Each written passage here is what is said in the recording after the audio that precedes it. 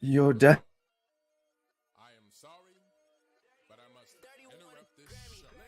You know what it is? Hey, ham solo. It's time, baby. Low. It's time how we do. Huh? Hey.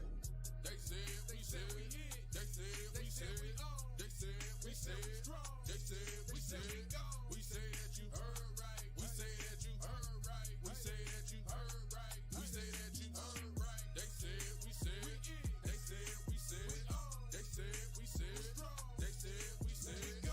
We say that you heard right. We say that you heard right. We say that you heard right. We say that you man. I swear that it's imminent. I've been going so hard on my penmanship. About to go in and buy me a whip, and I pull that shit fresh off the dealership. I can leave you in red like an Xbox. Got me laughing at you like you red fox. Got you chasing hot wheels like a matchbox. EA running the game and it don't stop. Super cold like I'm playing for Blizzard. Cut you all in my sights like Red Dead Redemption. Never gonna slip on my pimpin'. Better get out my way, bitch. I'm on a mission. Really ain't no competition. I'm steady grilling opposition. I'm get up and ready to win. They can play it how they play, but fuck what you say. I'm getting this money today.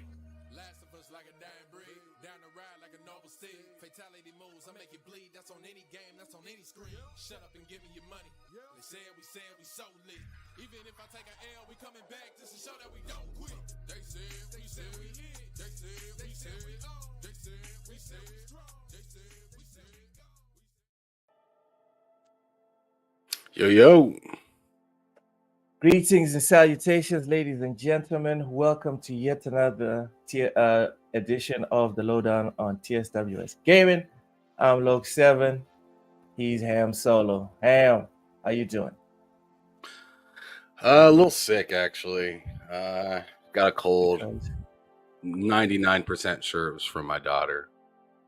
But other than that, been doing just fine. Playing the living shit out of Remnant 2. I'm playing that game like I have a problem. Well, you're about to have a problem this weekend, so keep doing whatever, man. Keep doing it. Well, you've already gone into the video games. I successfully shipped my brother's PlayStation to him. So now, I shipped his Xbox to him. So now I have my Xbox back home, and I restarted Starfield. I restarted Cyberpunk, and mostly I've been playing Cyberpunk. But Starfield, I did the first couple of missions. I'm already in that cult. What is it called? Constellation. I'm already in the constellation. Okay. But I just have to say the visuals and stuff in Cyberpunk. Oh, dude, that game. It plays like something else. The upgrade system has me very excited. I think I spent like 2 hours just reading all the little descriptions of like the base levels, and then checking like the uppermost upgrades. And it's nice that they don't block the upgrades to where you can't see the descriptions. You can see the descriptions way before you can even access them. So you can map out how you're going to play 50 hours into it, 100 hours into it. I'm so chuffed. I'm chuffed to bits. Starfield, same thing. I know like the stuff I'm going to prioritize, especially with all the lessons that I've learned from shipbuilding and whatever. So I'm looking forward to that. And definitely terrified about Remnant. It's already installed. I will be reaching out to you tomorrow, the day after, so we can start getting into it. Tomorrow, maybe tomorrow later in the day, but remember I got Matt's show tomorrow. Is Matt's show like right at the same time that we're starting now? No, the time that we're starting now would be the time that I get home after I'm done with Matt's show. Okay, so if we started now, like tomorrow, yeah. If we started now, tomorrow, we'd be able to get down. But okay. You need to play through the beginning part, so because the beginning part's solo, just like most games. What? The very beginning, like the first like Probably hour. can't even get through it. I probably can't even get through it then. Well, if you can't get through that, then I don't want to play with you. Fuck off, man. You know I can make it through the starting here. I'm just making a joke. Jeez, man, I can't even make a funny. I can't even make a You funny. know? I mean, hey, I'm living in reality over here, jokester. This guy. Get it together. Sorry. Let's greet the chat. Get right or get left, right? Get right or get left. I'm definitely going center. Vincent Vega came in first. Welcome in, Vince. Mr. Joanna Dark, my brother in Kojima. Welcome. Yodani Casada. Big Mad Mo. Pixel Bit. Welcome. He called it a cult out here so we can see. Yeah. You get a lot of work to do, bro. It's a cult, bro. It is a cult. That is how I view Constellation. I'm sorry. If you're mad, I don't know what to say. Oh, Yodani, if Yodani's still around here, it is definitely going to be a spicy show today. I'm a little under the weather, so I'm not like as over the top as I'd be, but yo, was it Fntastic? Yo. Okay. Wow. Like there's just a lot of fuckery going on this week. What? There's a lot of fuckery going on this week, and it's pretty tragic. It's not a good look. Mm-hmm. Hey, John Wolf, welcome in. Appreciate you, man. What up, John? Would y'all smash the like button, please? Please. It's easier than I don't know, breathing. All right, just smash the like button, and then we can get into it. Ham. What the hell's wrong with you? It is easier than breathing. I'm just saying. Zero thought processes need to happen for you to smash the like button. Stanley Francois, como ça va? Welcome in, man. Welcome in. Pixel is still coping over Starfield. Dude, I am playing it. Take the win and keep it moving, bro. I'm still a little salty about what you told me about Wooly. I'm a little disappointed about that. After him. I'm the type of person like I'll just say it. I'm just saying. All right, settle your ass cheeks, Sam. Is it easier than canceling Game Pass because I needed IGN step-by-step guide? Ham, I saw you post something about that. What the hell is that about? That you were showing people, or you wanted to show people how to cancel IGN? Yeah, you know. I'm salty about that. Or how to unfollow IGN. Oh yeah. Because they came out with a stupid post talking about how to unsubscribe from Game Pass, and I'm just like, yo, what are y'all doing? And this dude immediately we don't work for Xbox. Ratioed the blitz out of them. We don't work for Xbox, Sam. You're Why right. are we bothered that right, they're saying this? It's not like they said, here's how to unfollow TSWS. Sure, you're right. What's that have to do with anything? I'm just wondering why you're salty about that to the point of saying, here's how to unfollow IGN. And I'm not saying it because I was told to get at you about this. I am personally miffed about it. Why, Ham? I don't see the connection here. What do you mean you don't see the connection? Well, there's I don't see the connection specifically with our channel, if that's what you're asking. I just thought it was interesting. You know, they're showing people things that nobody asked for, so I figured I'd show some people some things that nobody asked for. Damn. We're just two peas in the pod, I guess. Just serving people that didn't even ask for shit, right? So that's what I was doing. I was doing community service, right? Welcome in, Topaz Girl 170, Sir X-Man, RSJ Fan 05. Also said I blocked IGN. listen. If you're not Sir X-Man or RSJ fan or Ham Solo, there's no need to unfollow or block IGN. I mean, All quit right? trying to protect for no damn reason. You ain't getting IGN, nothing out of all no, this. Ham. Man, I all let you this, have your say. Stop it. I let you have your say, bro. I'ma have mine. I don't understand why you over here gatekeeping people from being able to do what they feel is right. I'll tell you why. For the same reason that although we acknowledge the flaws in Metacritic, it is the best we have available. IGN is flawed, but it is literally the best available. Until a better publication comes around, it's IGN for the win, baby. All right? That's a personal opinion that you can hold on to, bud. Yes, definitely. Not corporate at all. No one. But what you're saying right now is not a fact. Welcome just in. Why heads so up on that. serious? Oh, okay. Welcome in. Why so serious? Yo, Danny. Speaking of things no one asked for, can't wait to see this. Oh Lord.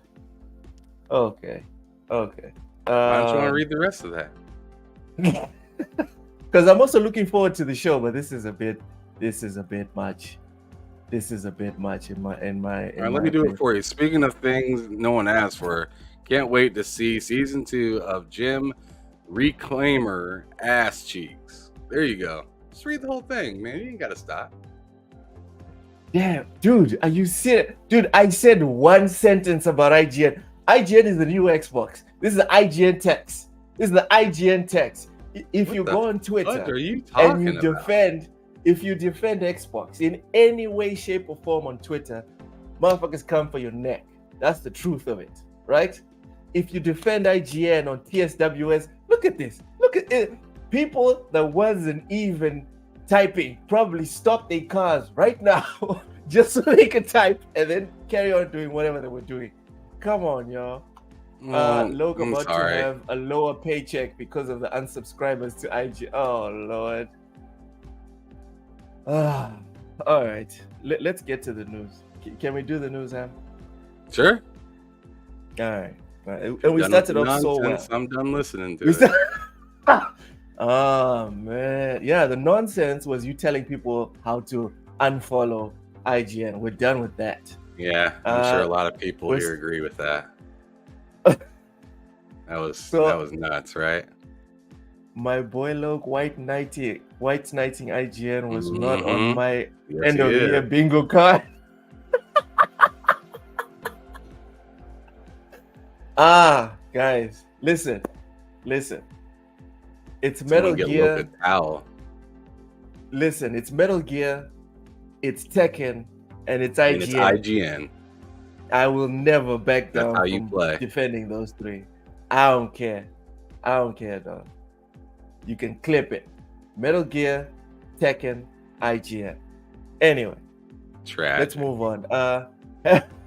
Ham, when I saw this, I was like, okay, so now we've gone. Yo, what's going on? That's my favorite niece. Look, speaking what? Oh, come on. What wallet protection?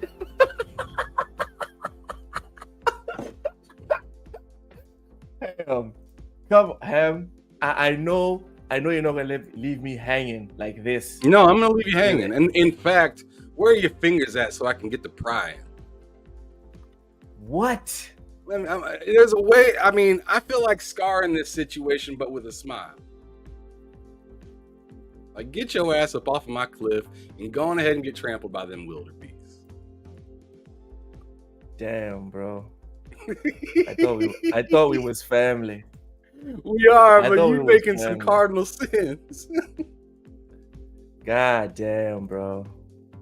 You know, you can love family, but be mad as hell and just not agree with them. And that's one of these situations. Rip them to shreds.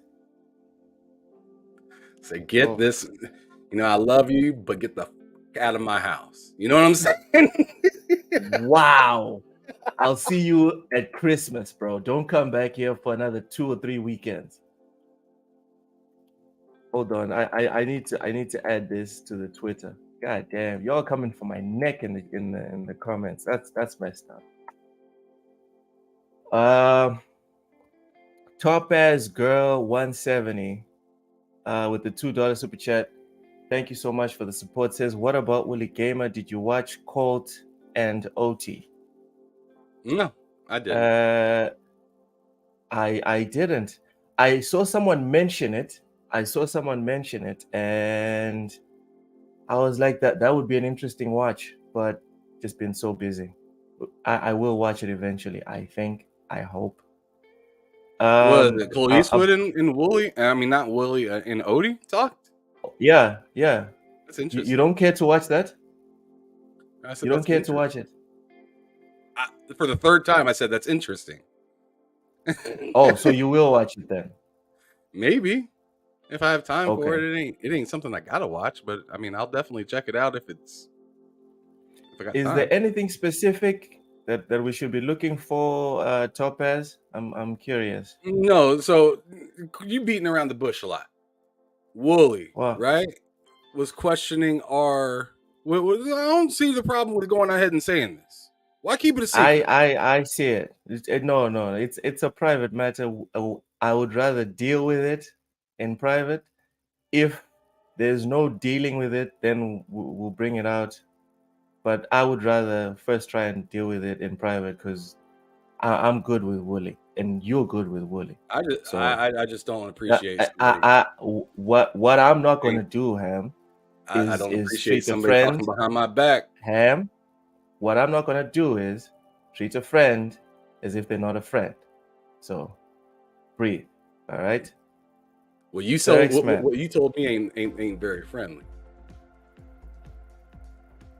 Would you breathe, Ham? Just I'm just woosa? saying. It's like saying, man. it's like you forgot. Tell me how cool you are. It's with like me you and then forgot. Between the two of us, Yeah. I am the one that everyone's like, no, that's the hothead. So I need you to keep it gaming or keep it moving. There you go. Since you like using my words, motherfucker, copy and paste that shit. All right. All right. Fair enough. Luke is gonna have to get a second again. job now. I'm not gonna get a second job. I think I did a good job defending IGN. Bite me, man. Hell no. We only stand one and only one African king on this. And oh Lord, listen, I don't care nothing about be like trying to compete about. Oh no, I'm more than this guy or that guy. That's not why I'm here. Honestly, I'm here just to have a blast. But yeah, appreciate the support, Danny. Topaz says that OT controlled the convo for an hour to beef with Colt.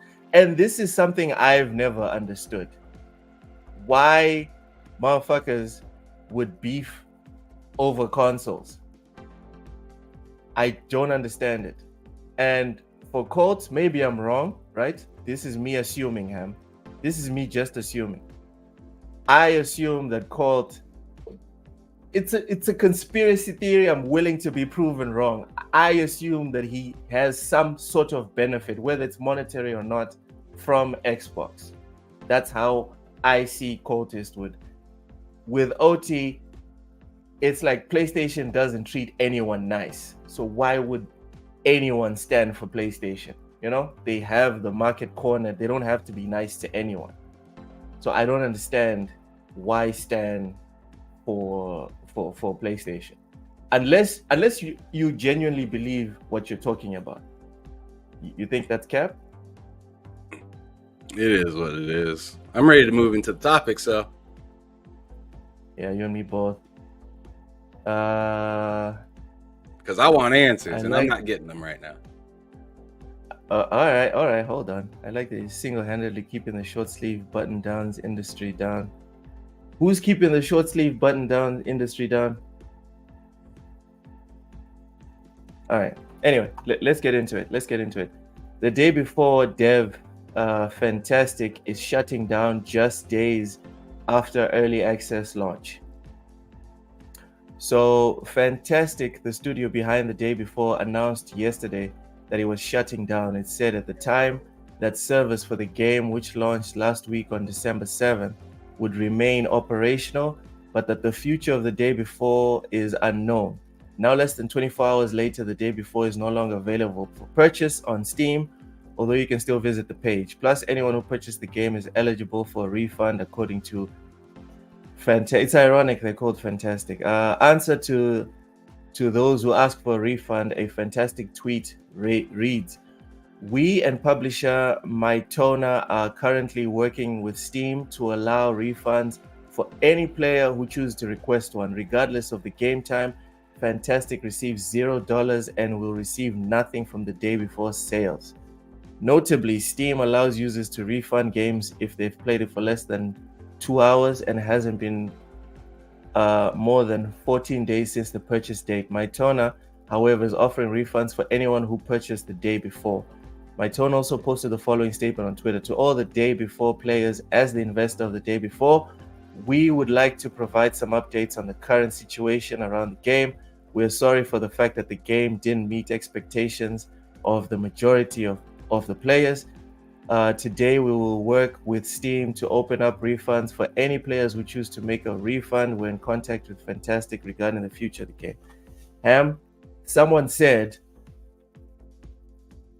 games as a service was a scam. For me, this feels like games as a scam. What are your thoughts on this developing Games story? as a scam?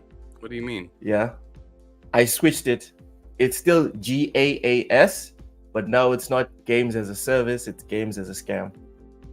Okay, I mean, it clearly is something messed up, right? So Yeah. remember, or you even seen the tweet, and we were talking about a little bit before the show that somebody posted like how disappointed they were, right? Like not even like being the most reckless, just like sheer disappointment. Like they really wanted this to be a good game, and they really kind of screwed the pooch on it. And the best thing that they could say in response was something, I gotta find it. It was something along the lines of like, "Oh, it sucks. It's just what happens when you're trying to create a new game," or just it was a horrible excuse. It was an absolute Sounded like a horrible excuse. I'm Bethesda trying to look it up. response. It sounded like a Bethesda response on Steam, didn't it? All those responses to Starfield about, "Oh no, but you may be playing it the wrong way," or "Oh no this," or "Oh no that." That's what it sounds like to me. Oh Lord, Kia Sunday said shit happens. Yes, that's what they said was shit happens. And I'm like, They said that. No. It happens. That is literally what they said was shit happens. But explain to me this. How does shit happen and you just decide to just, "Oh, we're deleting all of our YouTube videos. Oh, our business is closing down." Like, yo, that shit happened like it was, I don't know, somewhat planned a little bit. Like they had some sort of like mischievous idea that just kind of fell apart. It's kind of what it feels like. How do you feel about it? It feels it feels like they were ready to take the bag. It feels like devs, and this is me definitely reaching. I'm reaching. I don't have any inside information. It feels like devs that's seen a bunch of other companies put out substandard product and be like, "We can do that," and get the bag. They were not expecting so many people to get hype about the game and for so many people to buy in. When that happens, because if it was like a mid-release and they kind of made some money and then they ducked, it would be just like whatever. But it was, I think it was like 300,000 people the first day that it came out on the Steam servers. And too much attention was drawn to it, to the point it's like, okay, you guys either have to deliver an actual game or you need to do something to not be called scammers. And that's why they're doing what they're doing. They're not doing it out of the goodness of their hearts. They're doing it because they got caught. Because a lot of people have been trying to defend, like, oh no, but check, they're doing this nice thing where they're letting everyone refund. They're only letting everyone refund because the shit has hit the proverbial fan. That's the only reason. Sir X-Man, thank you so much for the super chat. Says IGN is a scam. This generation tell me online. I think you want to say tell me I'm lying. I think that's what you wanted to say. IGN is not a scam. Ham, is IGN a scam? Do you really want me to answer that question? Because I feel like you know. No, because I have to be fair. I have to ask. Whatever, man. I don't think it's a scam. That's bullshit. It's not a scam. Welcome in, Mishi Miyagi. Yodani, it's an abuse of early access and how willing gamers. Yes, I even find socialist goons. Exactly. They saw how the market was going, Ham. We are tired of AAA. Sorry. I even find socialist goons on X. Okay, so first off, we're not calling it X. It's Twitter, right? Socialist goons on Twitter treating devs like a special category when it comes to compensation and protection. Yeah. So I 100% agree, and it feeds into my original point that they saw that so many devs were putting out substandard product, and they're like, we could probably do that and make as much money, and we don't have to deal with publishers and whatever. We could just do it ourselves and just put it on Steam. Apple said you can't spell hose without IGN. That's some bullshit. That's bull. I'm sorry, I thought that was funny. That's bull. Because there's not even one word in hose that fits. You know what? Flying vegetable nutsack. No. Listen, Ham, even you will agree with me, Ham. Whenever there's a problem, right? Or whenever IGN does something problematic, I don't sit here and just say it's fine because IGN did it. Can we agree on that? I need you to acknowledge that them giving the PlayStation Portal an 8 and then not having any... When's the last time you heard IGN say just anything on the negative side for PlayStation? When's the last time? Spider-Man. And I saw a whole bunch of Spider-Man people lose their shit talking about how can they say there's an Xbox tax when the first headline, right, after all of these publishers took dubs at the Game Awards, including Baldur's Gate, the first headline on IGN is Spider-Man took no awards. How can we talk about the Xbox tax? So to answer your very specific question that you didn't think I had an answer for, boom, there you go, burnt. The last time that IGN ripped into PlayStation, it was the Spider-Man thing. Can we move on now? Can we agree IGN is fair? Did they rip into him though? They didn't. Okay. Dude, come on. You saw the post. You read the article. I'm gonna trust you. Go and read the article, bro. It's not pretty. It's not pretty. In fact, you know what? Let's pull it up right now. Do you want me to send you the link?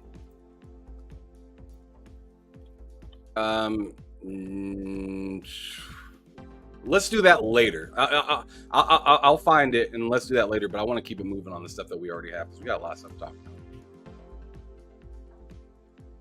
Man, you got me heated about IGN. I want to dissect it right now. I want to do the IGN thing now. Because okay, it's not fair. You're dragging IGN's name through the mud. Yeah, I got you. Right here. Hold on. December 8th, Spider-Man 2 fans and upset after it won no awards at the Game Awards despite 7 nominations. Can I send you the link? I have it. I just don't know what happened to it. I'm trying to get it up now. There we go. Bam. It's up. All right. So let's read into this article. Fans have taken to social media to vent their surprise and frustration after Insomniac Spider-Man 2 failed to net a single win at the Game Awards 2023 despite being nominated in 7 categories. So first off, just the fact that they brought up the fact that this thing got 7 nominations and took nothing is already a slight diss. It's not directly, but it's definitely a slight diss. Can we agree on that, Ham? They didn't have to bring up that, not only did they not take anything home, they had 7 chances to do it. Can we agree? That's not a dig. That's just the truth. God damn it. If this was about Xbox, the first thing you would have said is like, dude, they didn't have to bring up that Halo had 7 nominations. That was not necessary. That's You're what you would have fishing said. right now, but okay. I'm reaching. You're saying that's I'm what I reaching. would have said when you. There's no context behind that. I am Jordan in Space Jam right now. Let me cook. Spider-Man 2 launched on October Jam 20th 2.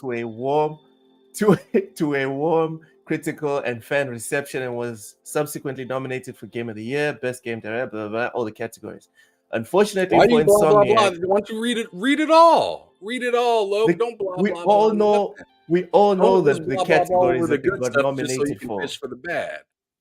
God damn it. Game of the Year, Best Game Direction, Best Narrative, Best Audio Design, Best Performance, Innovation in Accessibility, and Best Action Adventure Game, as well as Player's Voice Award at the Game Awards.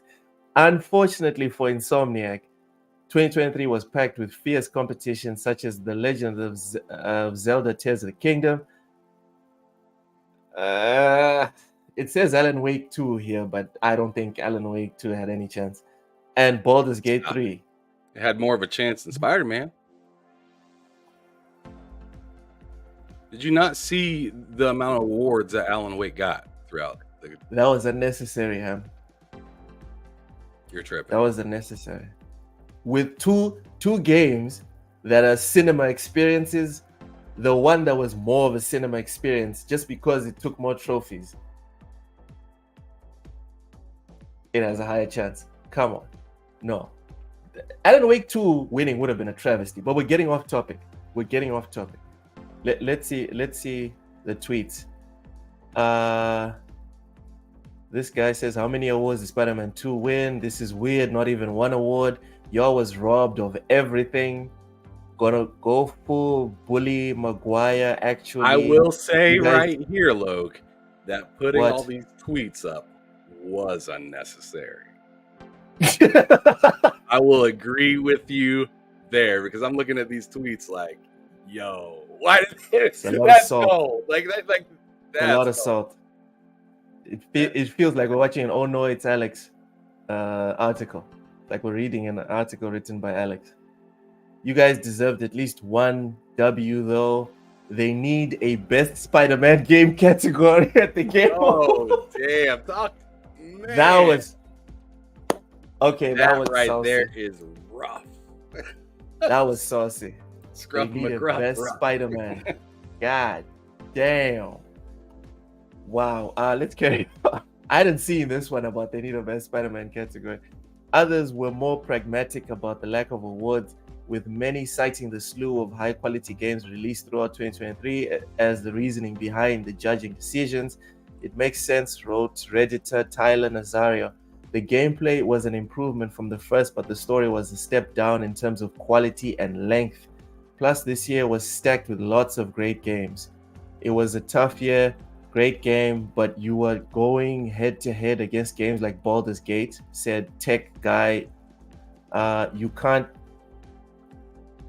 can't beat sex with a bear. Sorry. Maybe Spider-Man 2 can have Peter and Venom do some action. Said, oh my goodness. Lunas. Yeah. Now, you see, this is salty. This is very salty. This type of stuff that belongs on YouTube, not IGN. See, Insomniac reacted with grace and was quick to thank fans and congratulate the winners of this year's awards. This is a quote from Insomniac. A major thank you to everyone who nominated Spider-Man 2 in several categories at the Game Awards this year. It said on Twitter, it's an honor to have had your support. Congrats to all the winners and nominees. You all deserved it. So lots of congratulation tweets here. Thank you. I love you guys so much. Congrats to all this year's winners and nominees, and thanks to all the gamers out there continue to support these projects, and to all the devs who continue to inspire us through your work. The story mirrors the results of 2018 awards show, which saw the first title in Insomniac's Spider-Man series edged out by the likes of Red Dead Redemption 2 and God of War, after also being nominated in 7 categories. This is not the first time it's happened. God damn. In IGN's 8 out of 10 review of the latest, we saw that Spider-Man 2 delivers Insomniac's best tale. No. Yet, and despite its open world falling short, it's a reliably fun superhero power trip. For more insights into development of Spider-Man 2, be sure to check out IGN. Blah, blah, blah. That's a great way to end it, right? It was its greatest story yet. How about that? God damn it. You guys couldn't stick the landing. I almost had him. I almost had him. But you didn't. But you By didn't. the short and curlies. It was looking bad for you, Ham. It was I want looking to add bad, another and then, L to your name if that's possible. God damn. You know what? Just for this show, I'll add another L. God damn it. Make sure it's I almost had it. capitalized. Dude, that article, Ham, before that ending where they essentially said it probably should have, without saying it, right? I had you, dude. You were shaking. You were trembling in your boots. I guess I'll just give you my Vin Diesel. Doesn't matter if it's an inch or a mile. Win. How about that? Yeah, win's a win. Win's a win. God damn it. Now, let's move on, Lo. Can we? Shall we? Man. Oh, are you using my catchphrase right now? Seriously. Shall we? This guy. Move on. Let's freaking do that. Oh my lord. It's not bad enough that article didn't turn out the way I thought it would. And then you want to use my catchphrase. It's just you know, sometimes I'm happy me and you are not in the same studio. These are the times I'm happy we're not in the same studio physically. Moving on. I mean, Yes, I'm sure. We talking about that tax right now. And what he said? God damn it! Made sure that landing was nice and cozy compared to some of the ways they tailor articles towards the end and make you feel a little uncomfortable. You know what I mean? You know what I mean, Luke? You know? You feel me? Sir X-Man, thank you so much for the super chat. I hadn't read it yet, but I was getting to it. I was still coping over this whole IGN thing. Can you get that off the screen, Ham? Get the IGN thing off the screen, please. Get off the damn screen. Whoa! Why are you? God damn it. We're moving on, all right? Sir X-Man. Whoa, got a little lightheaded right there, bud. Put a poll. IGN is a scam. Yes or no, please. God damn. All right. You know what? Put the poll up. We all know what the results are going to be. It doesn't change anything. It doesn't make it more true just because everyone here votes that it is a goddamn scam. Sante, stop laughing. This is not funny. All right. I'm finna end this show with like 6 L's before my name even starts. All right. Just no, it's all part of your name. It's just one word. Whatever, dog. Whatever. Let's do this. Let's move on. Some sad news, Ham. E3 has come to an end officially. It's not just me, you, and people on Twitter saying E3 is dead. E3 has acknowledged that they're dead. Yes, Doc Dark, I was defending IGN and I shall defend IGN until a better option arrives. All right, the same way I'll defend Metacritic until we get a better option. All right, Ham. Hit that like button, First y'all. off, What's up? before we jump into the whole E3, like people giving the tributes, throwing the metaphorical roses on the pyre that is E3. What is your feelings on E3 dying officially? Sucks, man. No, like straight up, like that stinks. That really does. Like I never got to go to an E3, and always being able to Yep. see them and being, a little jealous of the people that are there. And I mean, call it what it is, right? I mean, you see all those people there, kitted out, dressed up, going to games. You see some of the kids running around. You see, the grown-ups running around doing their things. And it's just like, man, I wish I was there. And then they have these big announcements there. And then afterwards, everybody comes back like they just went on the best roller coaster of their life, right? And oh man, I met so many people. I shook so many hands. It was so cool. I got to play games that haven't came out yet and all that stuff. And I understand some of that stuff happens at other events and stuff like that. But like the E3 was like the Super Bowl, right? Like sure, there's other big football events, right? Yeah. But like there's the one that everyone just knows, right? Like cheers, like everybody knows your name. Like straight up, everybody knew E3. Yep. And it's gone now. And that's and it's wild. It really reminds you that you gotta fight to stay at the top. You gotta fight to stay at the top. There's nothing guaranteed, matter what it is. You gotta fight to stay at the top.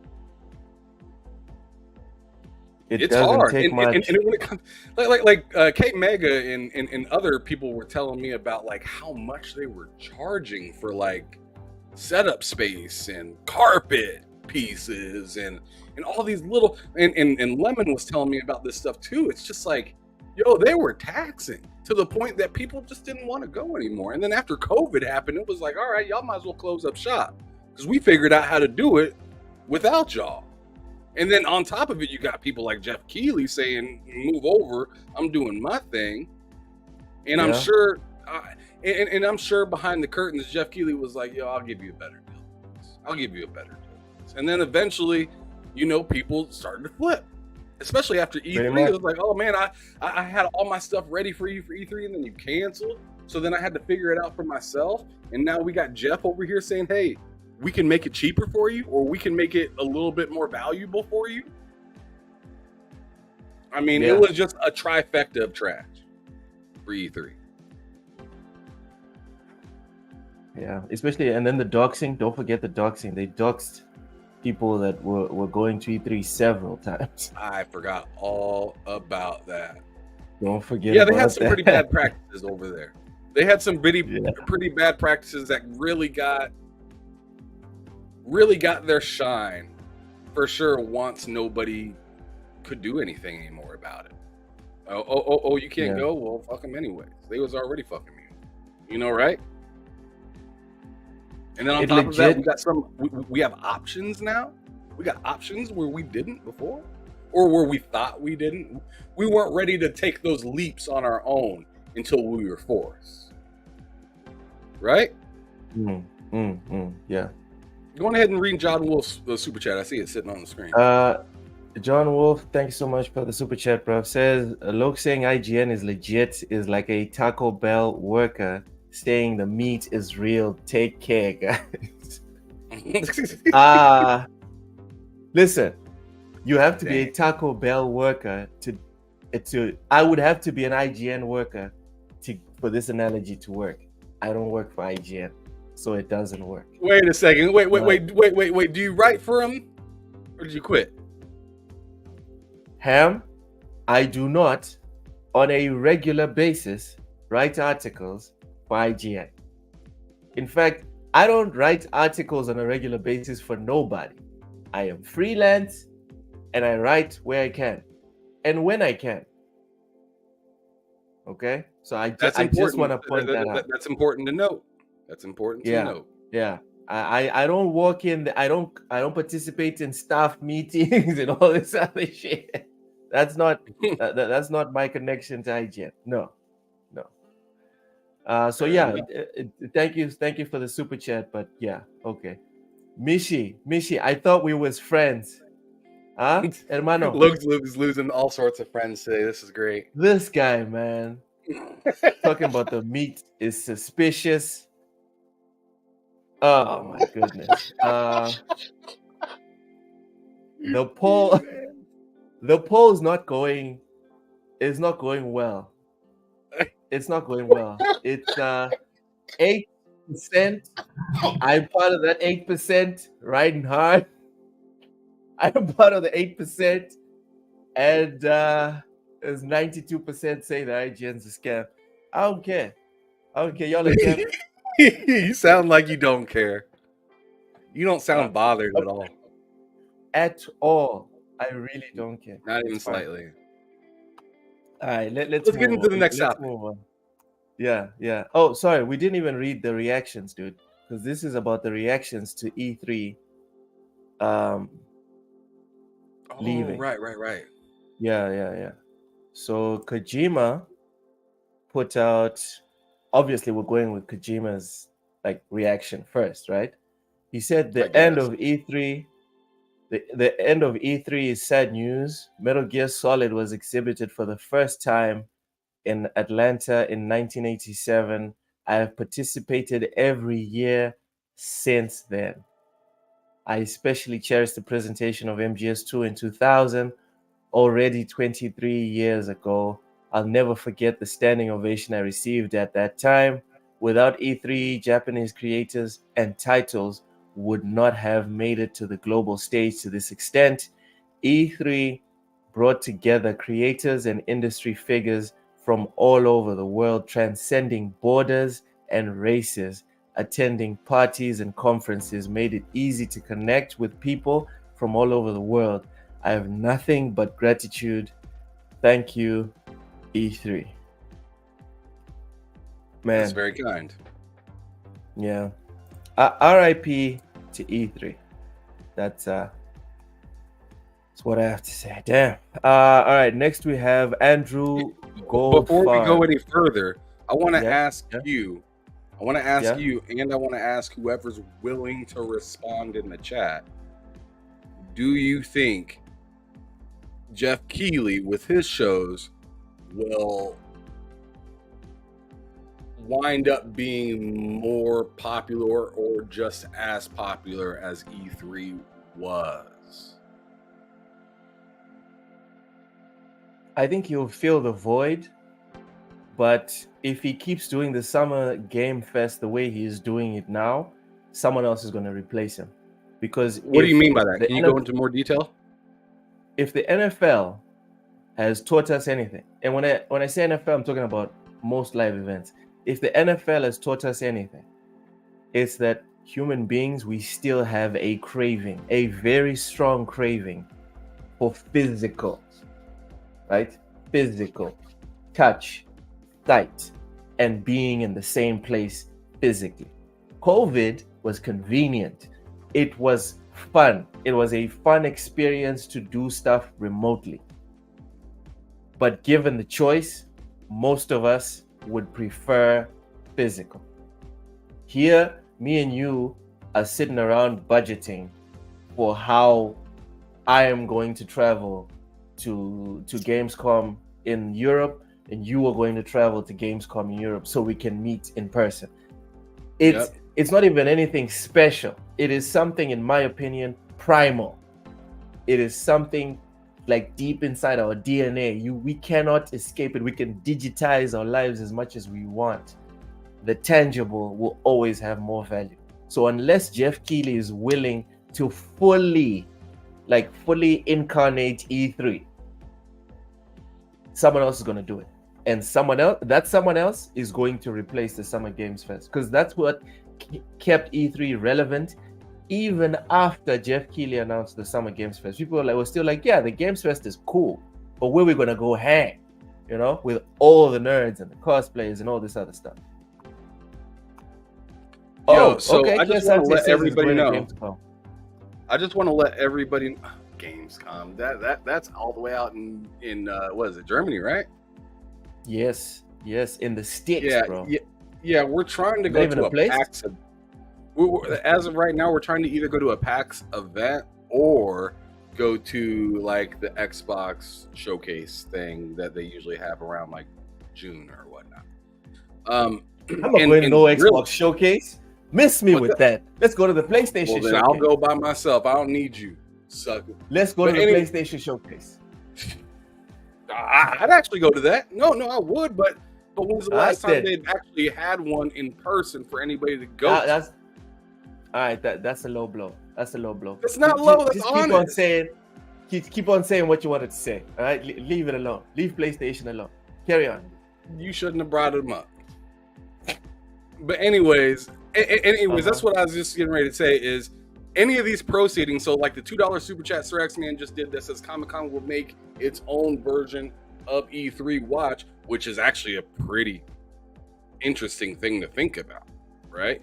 But what I was just kind of like trying to say is like the $2 super chat from Sir X-Man, that $5 super chat from John Wolf earlier, all these other super chats that we've got, that stuff goes towards me getting Loke to the States so we can go to one of these events and stuff like that. We're not sitting back here just using this money to get video games and throw out more random information about games and stuff like that. We're really trying to use this stuff so not only can we get together and meet, but we can meet together and then go meet people within the gaming business and stuff like that, be able to have interviews, shake hands, do that type of stuff. Have dinner, lunch, crumpets, whatever. we are trying to kick it, and I'm trying to bring this dude all the way out from Texas and get him into my area of the United States. Right? Okay. All right. Texas is not in the U.S. The best state, right, that the U.S. has ever produced is not in the U.S. Okay, whatever, dog. They're not going left, that's for sure. Sensei, yes, I think it's a good idea, Sensei. I think it's a good idea because, like I said, someone is going to fill the void. Someone's going to do it. So why not Jeff Keighley? He's got the resources. He's got the connections. Someone has to do it. So, Vincent Vega says Gamescom is in Cologne. There I can give Loke his cologne, Shadow Moses. So he bought, for anyone that doesn't know, Vincent bought me the cologne. The Metal Gear one? Yes. What? But there's just no way to send it legally. That's love. There's no way to send it. There's no way to send it legally to Mozambique. Shipping is weird. So, yeah, Ham, when we go to Gamescom, I'm gonna be going specifically to get me my Metal Gear cologne. Mr. Joanna Duck, thank you so much for gifting 10 TSWS gaming memberships. I appreciate you, bro. Also, about the memberships, hit that everyone. allow gifts button because that will allow you to get that membership. Yeah. Also, for anyone that's new that's watching, memberships are live, and I am starting to re-upload the pre-show videos. So look forward to those. There's going to be a new video every two days. So I sent the other one on Sunday. So today there's one uploading today. So y'all can look forward to that. Why so serious? E3 died when they got rid of the booth bay. Damn. Okay, Mr. Jadek says OD plus Jordan Peele plus Kojima equals banger. With the membership chat. Ham? Thoughts? I agree. I agree with that. That's too many big names. If you fail with this, it's extremely embarrassing. And I don't think Kojima's trying to get embarrassed at all, especially when he's pretty much showing out for a platform that he wasn't really traditionally on too much. I think he wants to come on there, especially if it's a game, come on there and shred his stuff. I don't see why he'd put out some measly game and just be like, but I'm working with all these famous people, but we're working on some mid. We're spending all this money to work on some mid. Like, no, Not they're spending some money to get those people out there. They ain't doing this shit for free. Yeah, especially not Kojima. Kojima is not about to do that.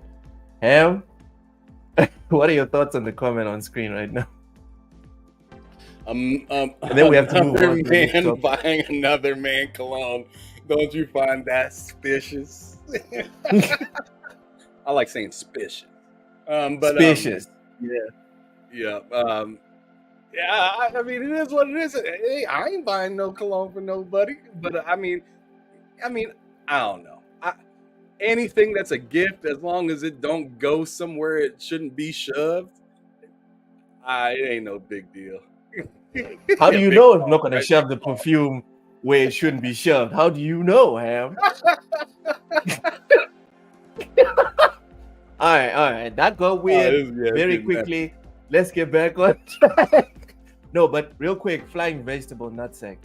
I don't know if you meant that as a genuine question or just making a joke, but I'm sure he's joking. For me, right, I just want to talk about brotherly love.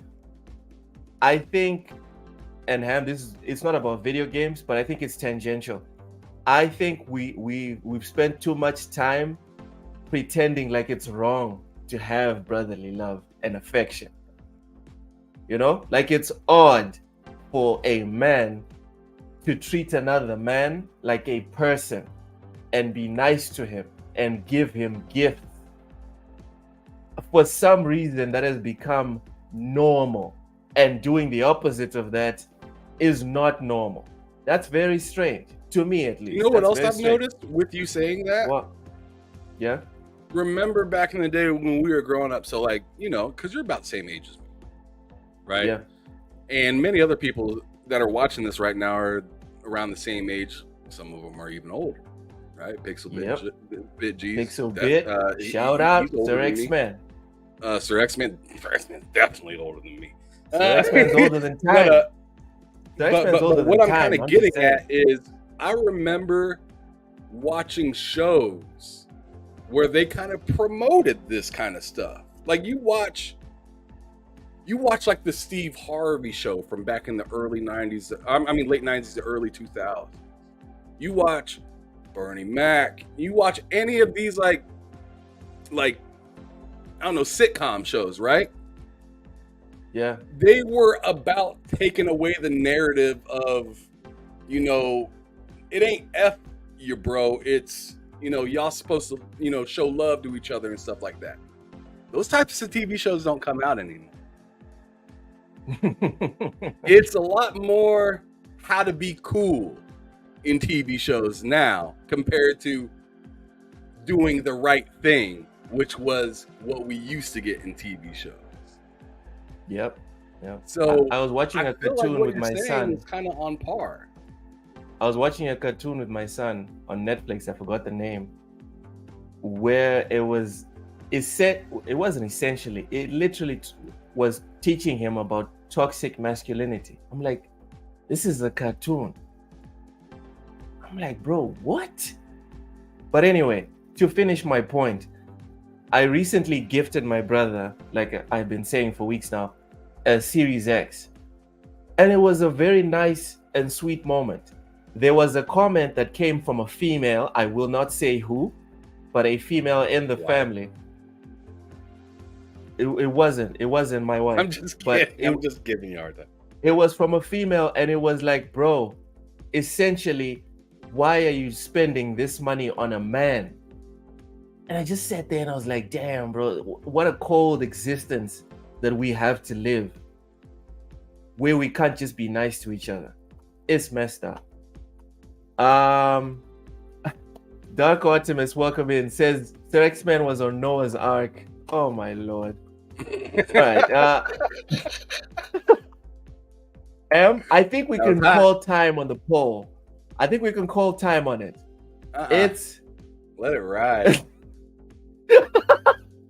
God damn. And Sir X-Man is busy telling people. High. God, the Sexman is telling everyone to go to the poll. Don't need to go to the poll. If you just joined us, there's no need to go to the poll. It's useless. It's pointless. All right. This is an Xbox centric channel that believes in the Xbox text. Actually, it's not. It's not an Xbox centric channel. This is an Xbox centric chat. All right. Thank you. Fox says leave the poll alone. Yeah, I'm with that. Let's move on. Okay, last comment here, then we have to move on. Yordani says cold existence. When we are at our lowest point, we got no one to talk to. We just suffer alone because no one cares, or we'll be seen as not masculine. So if for me, the logic is if we all know how cold an existence we have, why the fuck would we not embrace each other? It makes no sense. But anyway, let's move on. E3, RIP.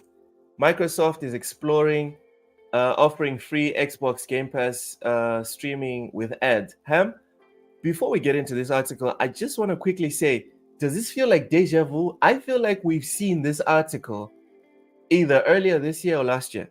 It was last year. Or no? It was last year. We saw this. We saw something like this last year, right? It was like a leak. Okay. It was like a leak or just some random article. I remember something about like, I thought it was going to be charged though. I thought it'd be like a charged membership, just extremely cheap for like $3 or something like that. But like, it's pretty interesting that they're talking about free Game Pass streaming. It's streaming, so keep that in mind. Yes. Not you downloading it natively to your console. It'd be like you using, like if you went out and got a Series X and you didn't want to get Game Pass, you'd be streaming it from your Series X. But the nice thing about this as well, keep in mind, is for those people that have not upgraded yet and don't really want to upgrade yet, this is a pretty tempting off right here. Because A, you wouldn't have to pay for it, right? If it's free. And then B, if you have like an Xbox One or a One X or a One S or whatever, that's crazy. You can't even download the new games anyways. So you have to stream them anyways. So this is a great deal for those that are not really looking to upgrade but still want to try something new. What's wild is what's interesting is what games does that entail? You know, right? Because I highly doubt you're going to see like Hellblade on there for free. Yeah. I'm just imagining all the legs that you're giving to the Xbox One console by doing this, if that's what they actually do. Suddenly, a console that was supposed to last like 10 years could last 20, 15. Yeah. That's crazy. It's crazy. I mean, I'm still using mine, but for different reasons. Right? It has HDMI out and in, so I have my, I have a system selector plugged into my Xbox One X. So I can play my Xbox One X, but I can also play my PS3, Dreamcast, Nintendo RetroCon, or whatever the hell that installed in my 360.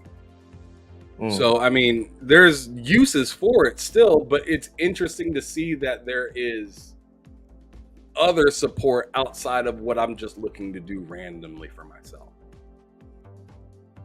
That's crazy. Yordani says, with membership chat, says, if Comic-Con was bad, imagine the smell with otaku ponies. All right. I don't understand. Are there no otakus on Xbox? Is that what we're saying? But let's see. Let's get into the article. Xbox's chief financial officer Tim Stewart recently told attendees at the Wells Fargo TMT summit that Tim Stewart is the guy that people misquoted as essentially saying that Xbox wants to put all of their games on Nintendo and PlayStation, correct? I don't know. Yeah, I'm pretty sure it was him. Anyone in the chat, if I'm getting it wrong, please tell me. One potential method of expanding the service's reach that he floated included offering ad-supported game streaming to players in emerging markets. Here's the quote. The vision I like to talk about is we have xCloud game streaming, so we can subscribe to Game Pass Ultimate, and you can stream hundreds of games to really any endpoint that has a browser experience, Stewart said, as reported by Twitter. For models like Africa or India, Southeast Asia, maybe places that aren't console first, you can say, hey, do you want to watch 30 seconds of an ad and then get 2 hours of game streaming? Motherfucker, I need to cut the article right there. Tim Stewart, right? Tim Stewart, I'm sure, is smart, right? You don't get to whatever position he has within Microsoft or Xbox if you're an idiot. Tim Stewart, I don't know about Southeast Asia or India. Tim Stewart needs to get an African, not one living in South Africa, right? Get an African living anywhere outside of the most developed country on the continent, right? Get that person to come and have a chat with you. All right, Tim? Because if you did that, you would realize that it's the box that is this is the safe haven in Africa. This is it. Because our internet is spotty at best, right? Elon Musk is trying to roll out his stupendously fast internet compared to what we're using now, right? But his reach is not to the point where most of us have fast internet. So settle your cheeks, do more ads, and get more of these here, right? The streaming thing, that's good for Europe. That might be good for Southeast Asia. India, I'm not so sure. Africa, definitely no. Because everyone's on the internet here, but it's not 5G super fast internet. Sorry, Ham. I was supposed to be reading the article, but I had to stop in the middle when he said this. This is dumb. This is dumb to target this continent specifically for streaming games. You see what Pixel said right here? What do you say?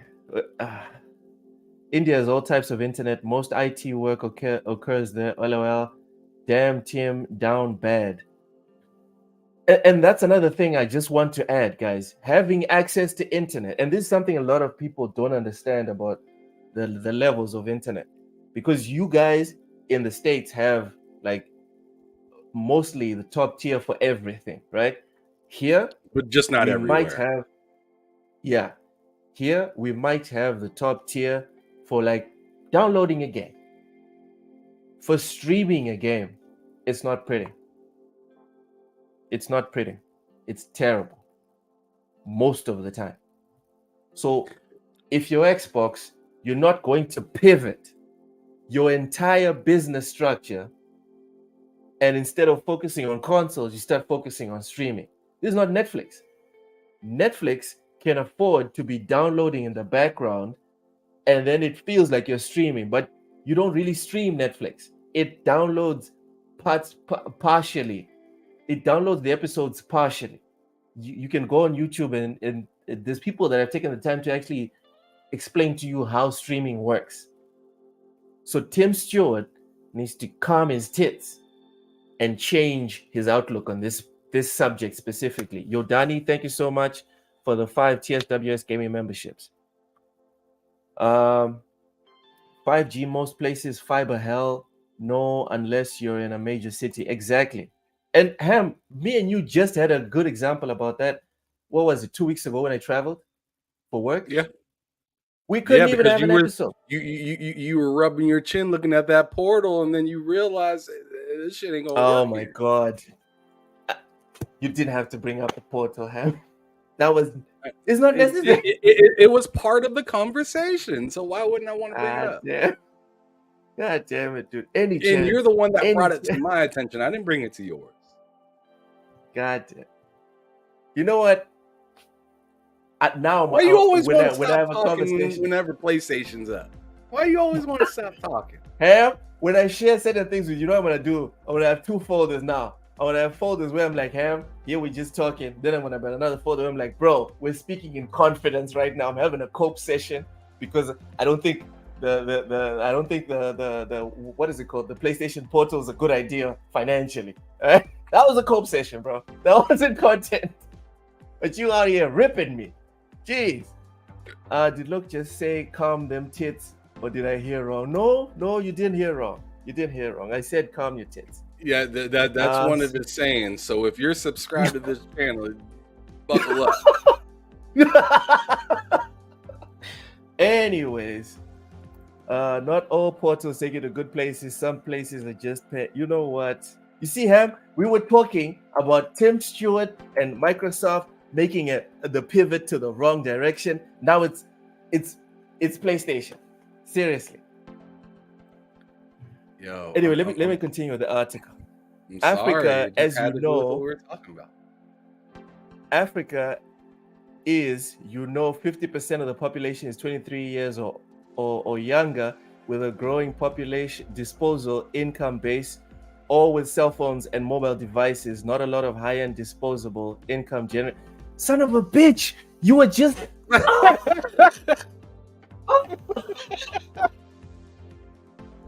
Oh my god. I'm sorry, Ham. I'm sorry. I just. Oh, this guy.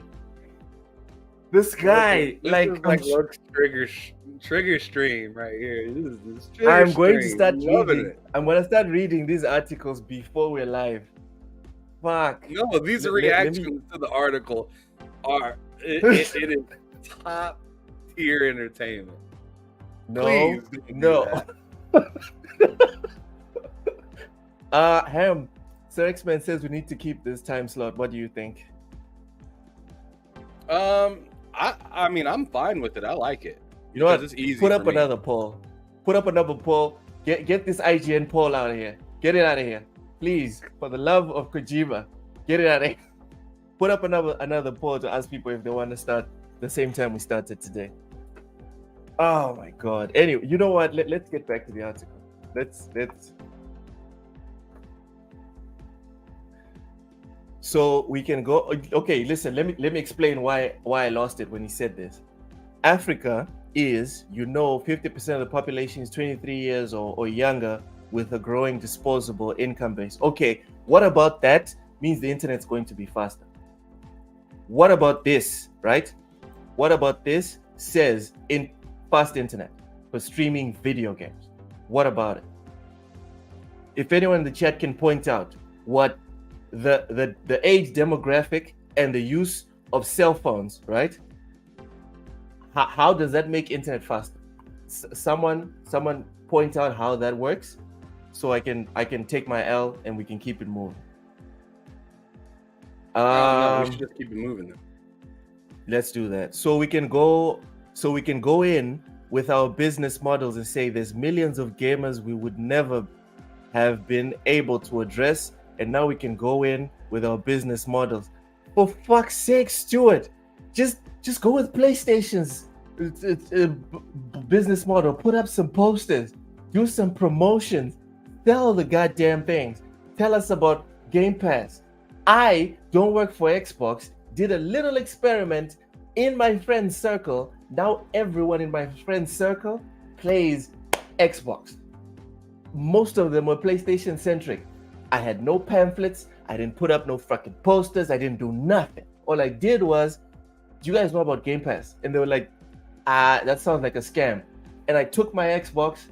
I went to their homes. I plugged it in for the weekend. We had some fun. I left. And then I left them with the console. They downloaded a bunch of games. Didn't see any charges coming into their credit cards. And then as soon as the new consoles rolled in, they were like, yo, does the Series X have Game Pass? And I'm like, dude, it's a platform. It's not locked to the console. And they were like, bet. Everyone got an Xbox. I don't even work for you guys. And I'm telling you, all you need to do is put up posters, put in the Mozambican Metico, right? Which is the currency that we use, and be like, 1 month gets you 1,000 games. 1 month of like 600. it's about 600 to 700 mets per month, and you get thousands again. That's all you need to do. Do that in the three major cities in Mozambique, and you're good. And that's just Mozambique. You can copy and paste that strategy all over Africa, because unlike the rest of the world, we actually like to spend less for more. It's not complicated. Windows Central also claims. Sorry? So take a breath, brother. Windows Central also claims to have viewed evidence that such a business model could be reaching production stage ahead of its possible introduction next year. Security researcher TitleOS is reported to have recently shared code snippets from the Xbox OS that reference offering 15-minute blocks of Game Pass across. Oh my goodness. You know what, Ham? I'm just done. I'm done with this article. Let's move on. They're moving forward. They're doing this. So, fuck it. Fuck it. Game Pass is a gateway drug, but PS Portal is a gateway to suffering. It's not. Okay, you're done. Whatever. It's not a gateway to suffering if you live in a place with fast internet. Problem is, most people on the planet don't live in a place with fast internet. You like to spend less for more. Why invest in a PlayStation then? Because, Park, and this is something that a lot of people don't understand, most of the people that do the gaming here, like I just gave you one of the examples of the questions that were made to me by people that I know. They were like, does the Series X have Xbox Game Pass? Gaming is not like that tightly wound into people's day-to-day to the point where they do that much research. All people know is it's hard to get one of these. And Ham, did you know that it's more expensive to get a Series X than it is to get a PS5 in Mozambique? No, I didn't know that. It's more expensive, and no one has them. As soon as these arrive, they disappear. But that's not the point. The point is, the people here, all they see is when you go to the markets, the flea markets, because that's where we buy the games. When you go to the flea markets, there's tons of PlayStation games, whether it's brand new sealed or secondhand. That's what they know. As far as Xbox is concerned, there's very few at the flea market. That's all they know. That's why I'm saying it's crazy that Xbox has not sat down and seen that Game Pass would break the entire market, because most people here have now opened the mind to online subscriptions.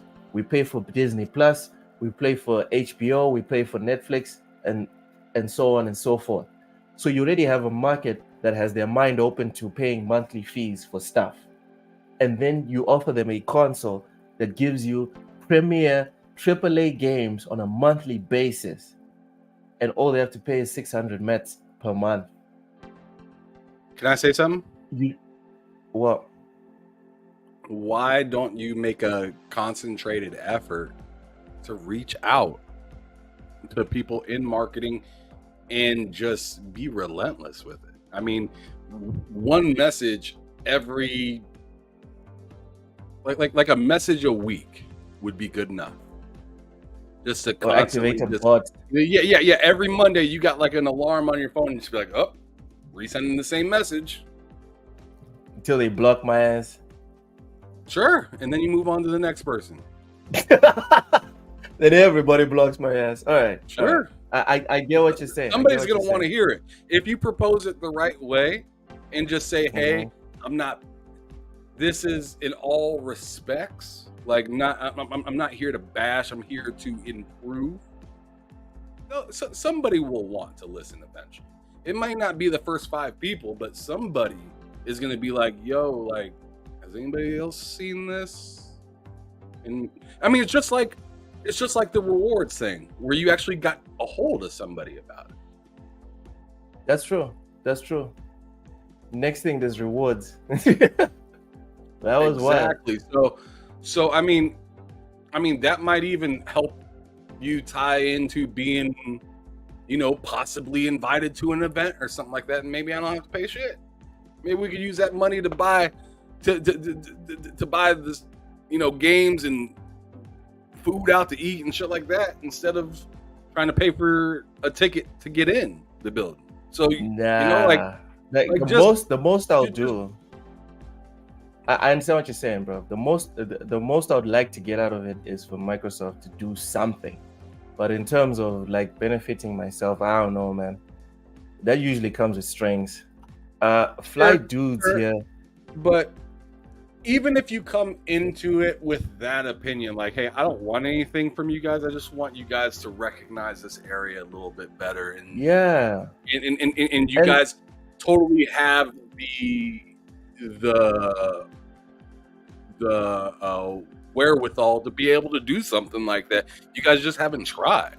Like, I live here. Like you say, I live here, and bro, it wasn't until a month ago that I finally seen you guys in the gym for the first time. That's ridiculous. Like you can tell them. Crazy. That was crazy. That moment, I was like, what? I was busy doing back, dude. Suddenly, I'm seeing like a Series X and an S, and I was like, am I seeing things? What the hell is that? I stopped working out. I'm like, I'm gonna record this shit. Fly dudes in the chat, thank you so much for coming through. Fly dude, make sure to subscribe. Says my coworker was talking to be about Starfield. He told me his CPU isn't powerful enough to run it. Told him about Game Pass. He had no idea. New sub. He's the second coworker I sold it on. Yeah.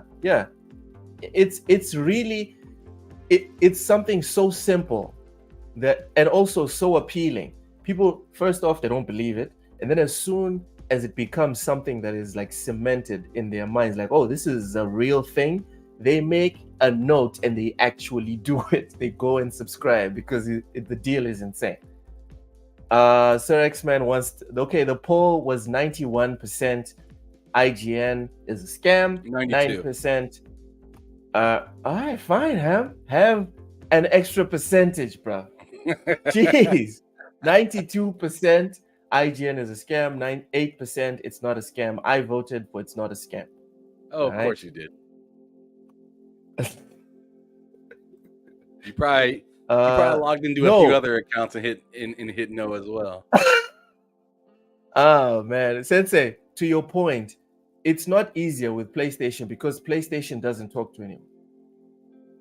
To Ham Solo's point, I've had several issues with Microsoft, especially with reward points and whatever, and I actually got responses, like tangible things happen. People actually got back to me. PlayStation has never gotten back to me about nothing, ever. And I don't know anyone. Literally trying to give them money and they won't get back to them. I don't know anyone that has gotten in touch with PlayStation and then like notable figures within PlayStation got up and talked to them. It doesn't even have to be like the international level. I'm talking about regional level. I got an actual response from Microsoft. So I do have PlayStation as like my preferred platform, but when it comes to like what's real, what feels tangible to me at least, Microsoft and Xbox feel real to me. They feel like an institution that has people in it. PlayStation feels like a monolith that produces good games, but doesn't exist. It doesn't have a heart. It's just a thing. Microsoft feels like a mom and pop store, which is insane, right? Because one is like just $1 billion company, the other one is $1 trillion company. But Microsoft has found a way to make themselves feel like a mom and pop shop, in my eyes. So that's why, Sensei. The crazy part is that they have the money to reach these audiences and they're not at all. It just isn't enough. They need to have these conversations about the added value. I don't know, man. I'll try and follow your advice, Sam. I'll try and follow your advice, but I don't. I think it's different. Adding reward points for regions is a different level of investment to like, yo, we're gonna do a full-on marketing campaign in one of these third world countries. Because that's how they see it. They don't see it like potential customers. They see it as this is just a struggling place where no one has money to do anything. Even after I wrote that article showing that Africa has less wars, less dead people on a daily basis than many of these other regions where Xbox invests hundreds and hundreds of millions. Spam But that we're getting article. off topic. I'm telling you, spam that article to them marketing folks and let them know, like, yo, you guys are missing. Y'all need to And wake for up. no reason. That's what you need to do. Yeah, y'all need to wake up. All right, let's move on. Hogwarts Legacy was the top trending search for games on Google this year. So you know why I brought this one up, right, Ham?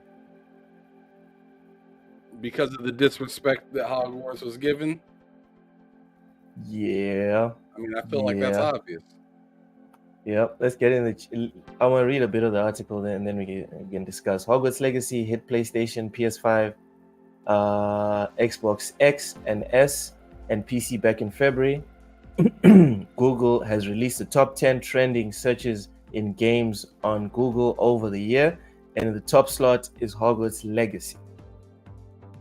So while many were likely searching for new trailers, gameplay, and information about the game, there's no doubt that some of Google searching for this game stems from Harry Potter. Harry Potter author J.K. Rowling's inflammatory statements about the trans community. Publisher Warner Bros. Interactive says Rowling was not involved with the creation of Hogwarts Legacy, which was developed by Avalanche, but given it's based on the Harry Potter franchise she created, she undoubtedly made money off of it.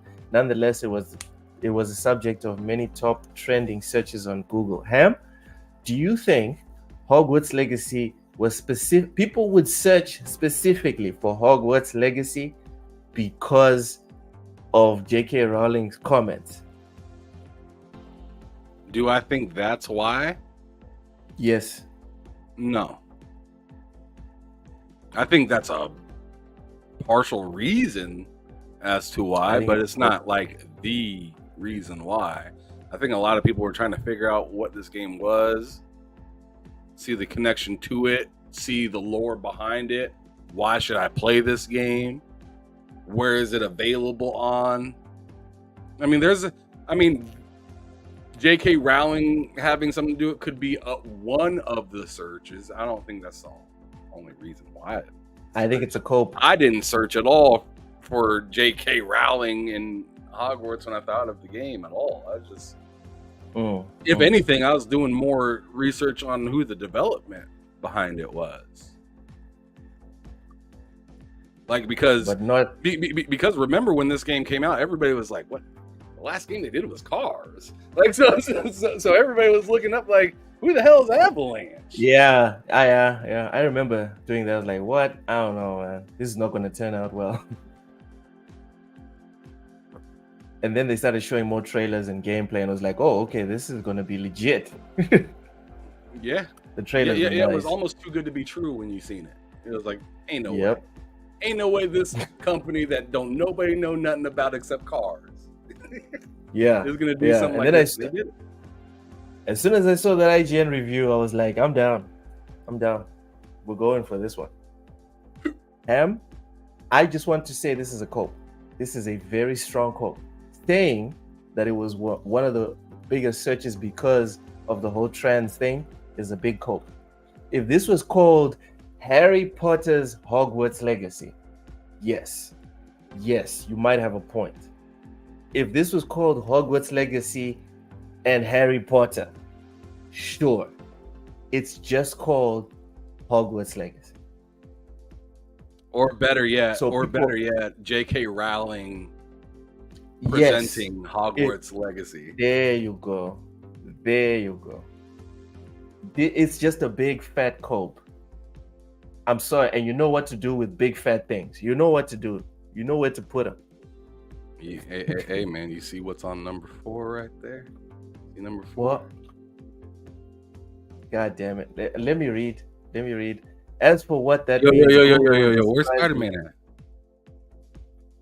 Would you let me read the damn article? Okay.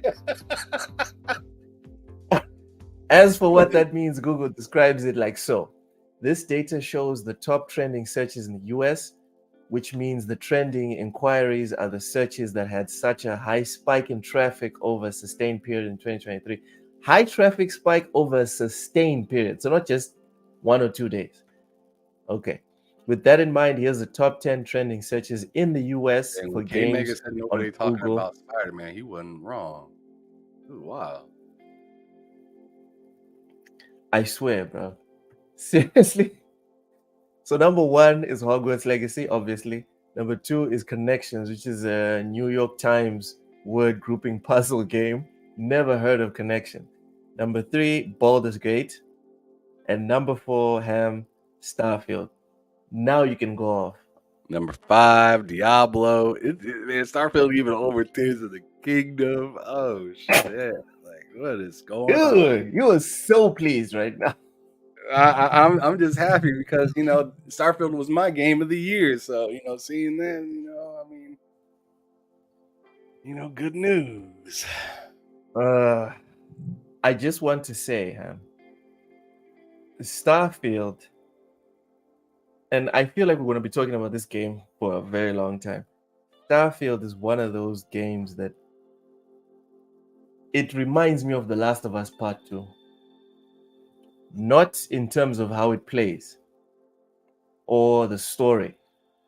Starfield reminds me of Last of Us Part 2 in terms of the visceral reaction that it has caused. So you've got people on one side saying it's one of the best games of all time. Definitely game of the generation. Before it even starts getting mod support or whatever. As it is, already game of the generation or one of the games of the generation.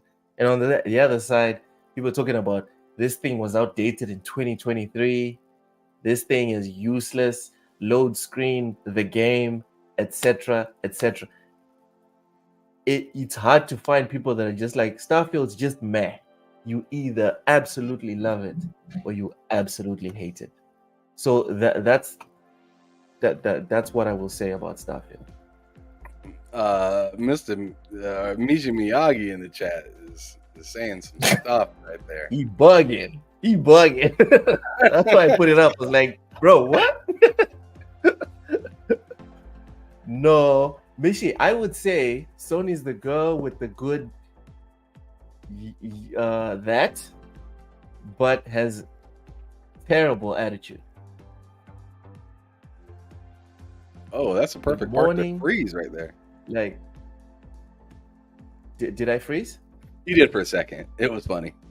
Okay. I was saying, Mishi, Sony is that girl with the good kitty cat, but the attitude is just hideous. Freaking Lucifer won't have a conversation with her. That's how bad it is. That I think that analogy fits.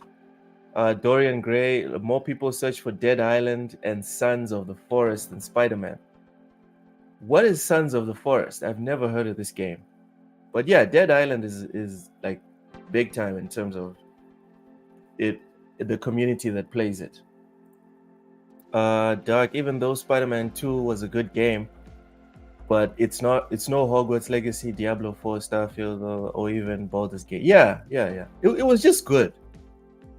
That was all. Man, see, Ham? See, I'm gonna fight back actually on that one. I'm gonna fight back. Okay. I'm gonna fight for Spider-Man. Oh my lord. Yeah, it sounds wild, right? This I need to listen to. The reason, and I kind of hear what Dark Optimus is saying. This. No, I'm kind of hearing what Dark Optimus is saying because all of those games that he mentioned, Hogwarts Legacy, Diablo 4, Starfield, Tears of the Kingdom, and Baldur's Gate, those are all games that you can just get completely lost. You can just get completely lost into the point where it's just like, I don't even remember where I was last time in the story. I've been so busy doing this random crap. That, I mean, like you said, Loke, you're like, I was doing so much random crap, I feel like I need to restart the game. Yeah, that's why I restarted. Dude, when I loaded it, I was in some random camp. I had built a camp and I was mining, and then I was with the Andresia chick. I didn't know where I was or what I was doing. I was just like, you know what? Let me just I redo feel this like whole thing. Spider-Man 2 is more in the realm of Hi-Fi Rush. And what I mean by that is in the sense of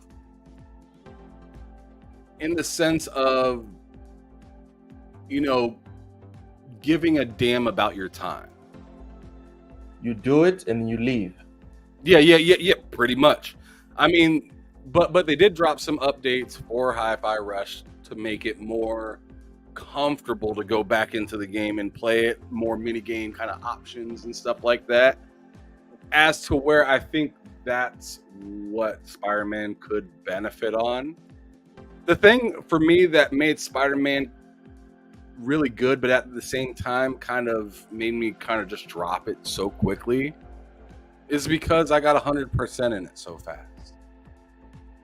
I felt like it really wanted me to just play it and be done with it, compared to like come back tomorrow for something else, but they're not trying to do anything in the sense of a live service with Spider-Man, right? They don't want to do that. But at the same time, it's just like, why do I come back to this game? You see what they just did with God of War, right? They just gave you a free update to be able to do like some roguelike kind of endless stuff, right? runs, dude. Literally pretty much, right? Roguelike. I don't understand why they don't come out with this stuff at the beginning of these games. Like Spider-Man should have that. Should have something like that, right? God of War should have dropped with something like that. I would have probably kept it downloaded if it did, but as soon as I platinumed God of War, I deleted it. So I was just like, what am I going to do with this game now? You platinumed God of War. All the bosses. Ragnarok. What am I going to do? What's that? Did you platinum Ragnarok? Yes. Damn.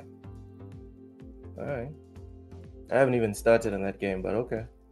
No, it was a phenomenal time. And like I said, God of War, more meat and potatoes than Spider-Man had. It was a longer game. But I mean, like I said, it's in a different category, I feel like, than like kind of what Dark Ottoman said. It's in a little bit different of a category, but on the sense of great, I'd say it's as great as a lot of those games that he mentioned. It's just way shorter. Just like Alan Wake, right? Alan Wake, I know they got the new game plus on it, right? But yeah, how much new stuff are you gonna do? You know what I mean? It's still the same story. Okay, so now I have to push back on what you're saying, because Back from the Dead. Please do, because I'm not very keen on Alan Wake. So Back from the Dead brings up a point of view that I like to crush on a daily. Are we saying RPGs are like a marriage? It takes commitment, where single player, one and done, are one night stands. I completely disagree with this. And my example is obviously Metal Gear Solid. And to your point about Spider-Man, Ham, the reason you don't want to go back to Spider-Man is not because you 100%ed it. It's because it doesn't have a story. It doesn't have characters that are compelling. There's nothing there that says, I need to do this again. You might have something there. It sometimes sucks to say, but it's the truth. Even you, Ham, you have single player games that you sit there and you're like, yo, I'm glad I bought this thing, and I'm going to re-download it, even if it's 3 years from now, and I'm going to replay the whole thing. There's games like that for you. Different consoles I have. There's no way I have all these consoles and I don't do that. You know what I'm saying? Like, how many times have I played Chef's Love Shack for the N64? I know like all the answers to all those questions in that game. Scarlet Nexus, Sam. I just think it's absolutely hilarious, so I keep coming back. Scarlet Nexus, exactly, Loke. Scarlet Nexus, it's just like I beat that game 3 times. And then I downloaded it on PlayStation. And I downloaded it on PlayStation. And I'm just like, I don't have any trophies on it for this platform at all. Might as well. So now I'm gonna hop in and give it a try over there, and I think you might have got me on that one a little bit. It's simple. It's simple. Spider-Man's story is not worth anyone's time. Oh, Sorry. come on now. It's worth the time. It's just not worth it repeatedly. And that's what tells you that it's not worth your time, man. Damn, Because you're wrong for that. and this is me being salty. I feel like man, we but it's the switched chairs right now. Think about it. Think about it. If it's not worth doing something again, it wasn't worth doing it the first time. What you did was gain experience, and what did the experience tell you? Don't do that again. All the bad decisions that most of us that we make in our lives are like, okay, that was a bad experience, but the one thing you can take from it is I'm never going to do that again. But I had a good experience is what I'm saying. I had a good experience. It's just like going to the movie theater to watch a movie. Like I went to go watch Mario in the theaters, right? It's available now on Peacock. I don't want to watch that movie again. It's not to say it wasn't a great movie. Ham, stop it. You sound like you're coping right now, dude. No, if you're not gonna do it again, you are by your action. If redoing it again, if replaying games is proof, because when we all agree this as gamers, if replaying games is proof that this game holds value, what does it say? Why do you think people get pissed off when people say, "Oh, so and so game is a one and done game"? They didn't say it's not worth playing it once. They didn't say that. They said that game is a one and done. What does that tell you? It doesn't have value moving forward. Don't even buy this thing. Rent it, Gamefly or whatever, play it, return it, move on with your life. You hear that, not folks? Something. What? He just said Spider-Man is a subscription game. It is. Ham, come on. Ham. By July next year, most people that played Spider-Man 2 won't even know the story. You could ask them about a specific beat in the story. They won't know. Like, they'll know the beginning and the end, but in between, you can just pick a specific segment and you're going to get crickets. Dorian Gray says pay $70 to be MJ more than Venom. That's it, bro. That says everything you need to know. I'm not even saying why you gotta do that, though? What? I mean, he ain't lying. That's that's the problem. He ain't lying. But damn. And I'm not even trying to say, Ham, there's no super fans of Spider-Man 2 or God of War, whatever. I'm not saying that those don't exist. What I'm saying is, for you, by your actions, you are communicating indirectly to yourself. This has no value. I played this to prove to myself that this is nothing special. Because the special stuff, you buy physical versions and you keep that shit stocked. Because you know you're going to do it again. You're going to play it again. It's why when they announced Metal Gear Solid, I've played all of the Metal Gear Solid games. It's why I knew, dude, day one, day zero, I'm buying that. I don't care if I don't even have time to play it, but I'm getting it because it has value. I will play it, whether it's 2024, 2025, I will play it. Spider-Man, it's like, this was nice ice cream, but now I'm gonna shit it out and move on with my life. That's all.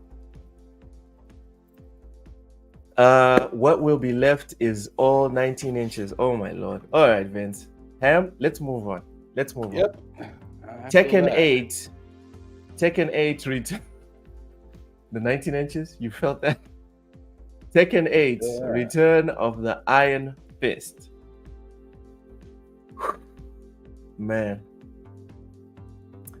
Following the events of Tekken 7, the stage for Tekken 8 story is set up to be perhaps the most over the top yet. In 6 months since the defeat of Heihachi Mishima, his son Kazuya Mishima has installed a reign of terror over the planet using his devil powers.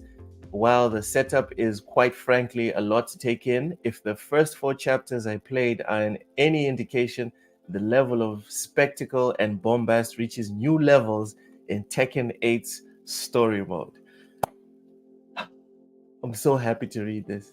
I'm so after experiencing the campaign on Street Fighter 6. I remember I said it, Han. I hope Tekken 8 is taking notes so they don't give us some bland crap, because Street Fighter took it to another level as far as stories in fighting games. The first chapter opens with Lars Alexanderson on a high-tech plane. He mentions the mission is to take down evil incarnate, as he indicates the very man he hunted in previous titles, Jin Kazama, might be their only hope. The scene flashes to Jin speeding through busy city streets on a motorcycle. To my surprise, he rides his motorcycle up the side of a building, and in a move that would make combined Fast and the Furious and Marvel cast blush, grabs the motorcycle with his hands and throws it at the nearby helicopter.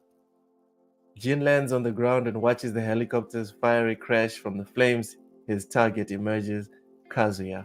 What the Okay, that's a bit much. Can we agree that's a bit much, Ham? It's Tekken. Throwing a motorcycle? No, that's a bit much. Yes, Sensei.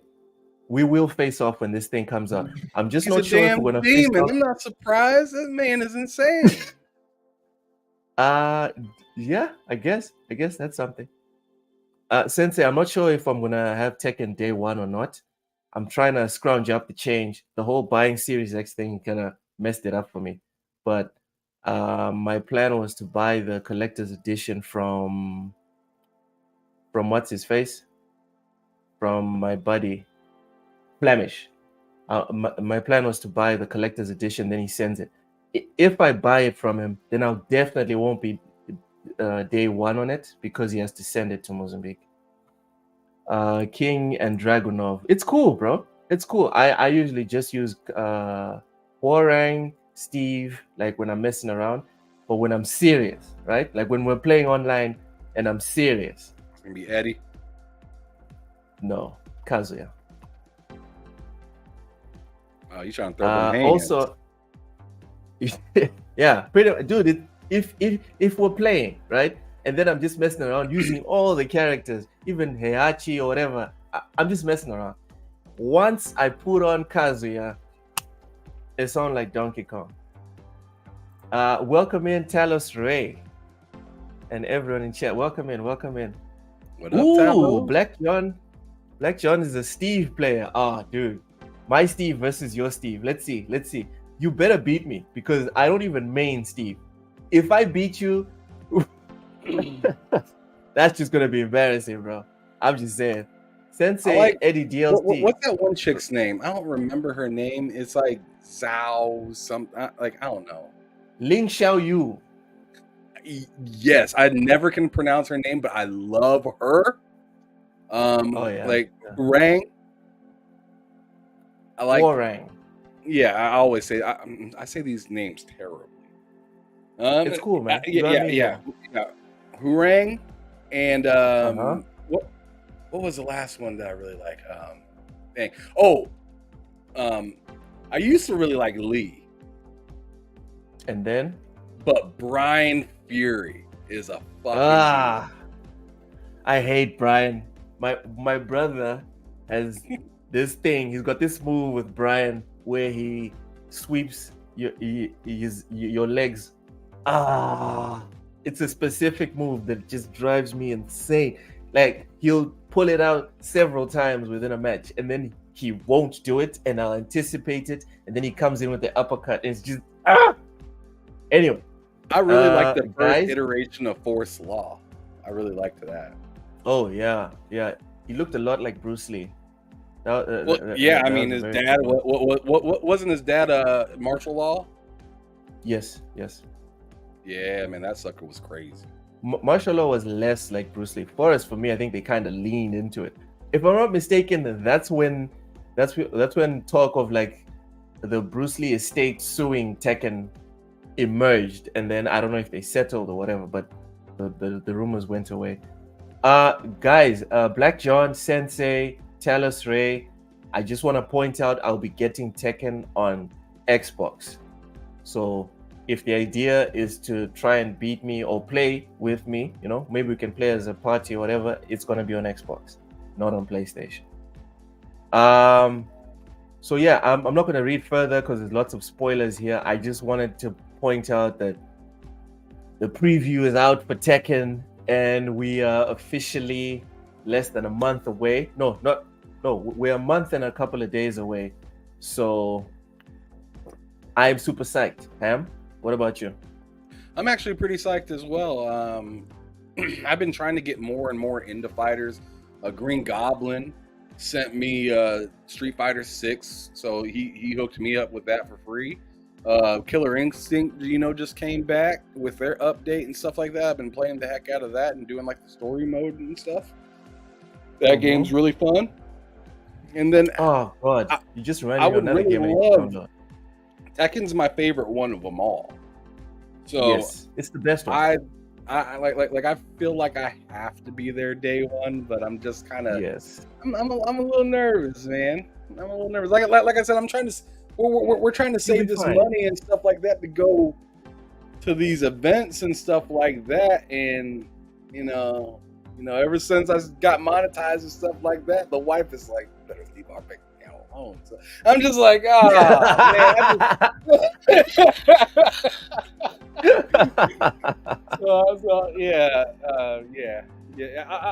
do my damnedest to try to get that day one. I'm gonna get it regardless. Y'all feel free. Thank you, Sir X-Man. Come on, everyone. This is the perfect time. So likes, subscribing, sharing this out, super chats, all very welcome. Memberships also alive. Thank you guys for coming through. Sensei says he's been stalking my Xbox profile. He saw my stats, and apparently I've got days on tech. Damn, I need to private my stats. Now people will be like, no, he actually plays this thing. Like, no, he's not just camping out here. This man plays Tekken. yeah, I play a lot of Tekken. Like, I even got calluses on my fingers from pressing the controller. I might have a problem. There's a lot dropping in January. True.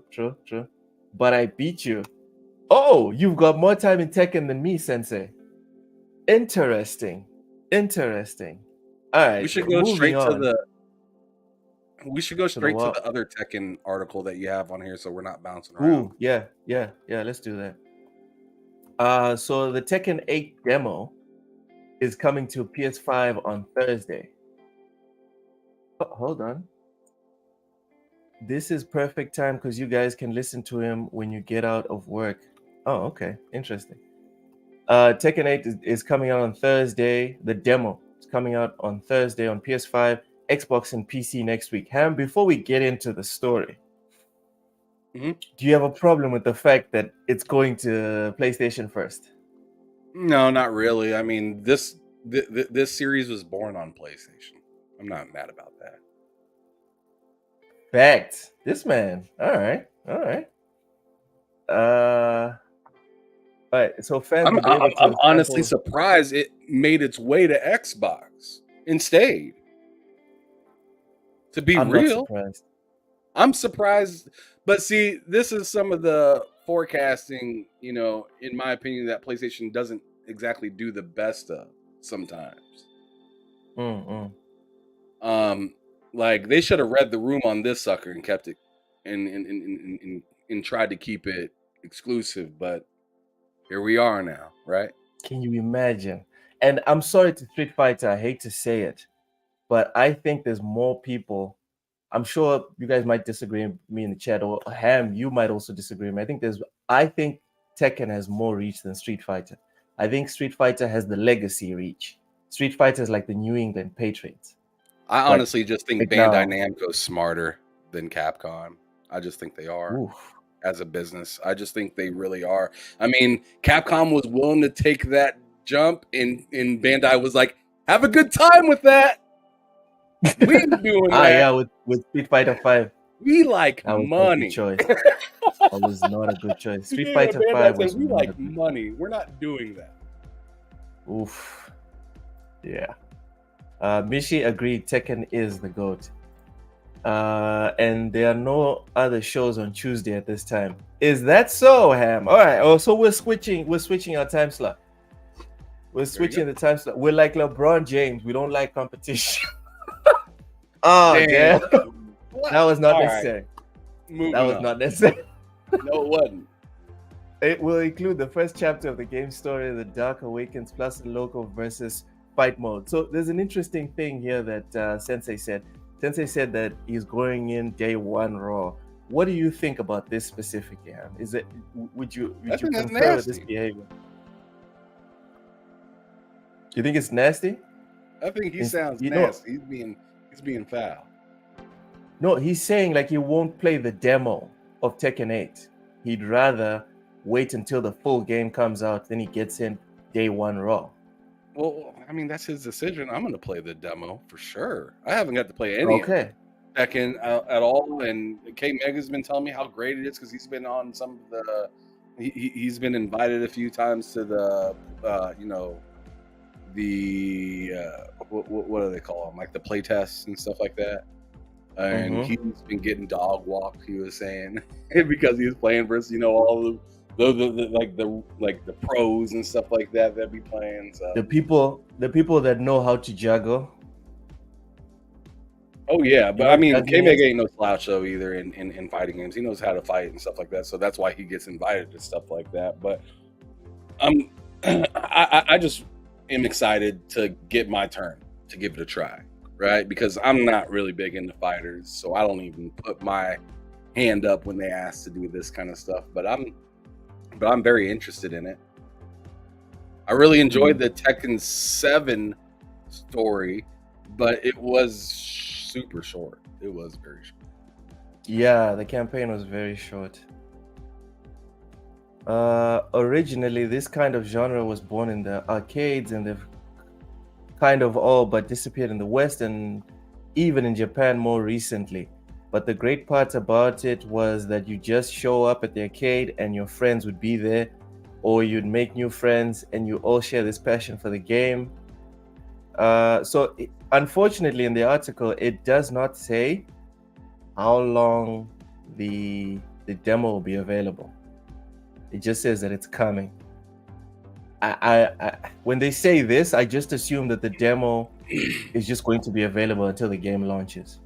But usually, especially with fighting games, they put out demos for like a week and then they take it offline. Welcome, right. Delilah HD. Oh, Delilah's up in here. What's up? Welcome. I still want to get her on my show for Behind Them Sticks. God damn. Everyone start spamming the name Delilah so we can peer pressure her into going into Behind Them Sticks. Moving on. PlayStation. PlayStation wrap up and Xbox year in review are now live. Ham, I saw you post yours. I haven't taken the time to do either one of the two. What was the big conclusion from yours? I played Starfield more than I played my PS5 entirely. No. You're such damn it. Now I have to do mine. No, you said what was the takeaway, so I gave you that was the takeaway from it all. That's not what I was expecting. God damn. More than anything on okay, what about Spider-Man 2? You said you platinum Spider-Man 2. That only took 26 hours, and I mean that was including screwing around in Spider. The most time I put in on my PS5 this year was on Hogwarts Legacy. Okay, that was at least 30 hours, correct? 87, something like that. 80 something. All right. That sounds fair. But still, Starfield engulfed, like the time that you spent on Starfield was more than anything on PlayStation combined. Yeah, let me go on ahead and see what it was specifically. I'm kind of interested now that I said that. Because it was the last post I had here. Okay, yeah. Yeah, so on my PS5 total, I put in 163 hours this year on my PS5. Isn't that much? On Starfield by itself, I put in 278. That's crazy, yeah. 100 and what? For a You said PlayStation, it was 168? 163 hours and 278 for Starfield. That's ridiculous. Sensei says the tone in my no was like a child watching their favorite wrestling news. Listen. This topic is not going the way I thought it would. When I saw this, I was like, this is a perfect opportunity for harmony. You know, like no, it's a neutral topic. We're just going to discuss about Xbox and PlayStation in amicable fashion. I didn't expect you to be talking about one game eclipse the whole other platform. Like, I don't know where to go with this. Black John says he's 160 hours into Starfield, and that's not the highest. All right, well, let's move on because this did not go the way I thought it would. Insomniac has reportedly been hacked, potentially exposing personal data and Wolverine details. This is some more fuckery that I was talking about. I said today has been a lot of news about fuckery. First, we talk about Fntastic, right? Or Ftastic, or whatever the hell they want to call it. Fntastic or whatever. And then we got Insomniac getting hacked and getting pretty much told what they need to do, or else, repercussions. Yeah, repercussion. So as reported by Cyber Daily, ransomware group Ricida. If I'm pronouncing your guys' name wrong, I apologize. Do not hack me. No, don't right? Apologize to hackers. It's a moment of levity, Ham. Relax. So the group has published data online which appears to corroborate its claim that it has successfully hacked the Sony-owned studio.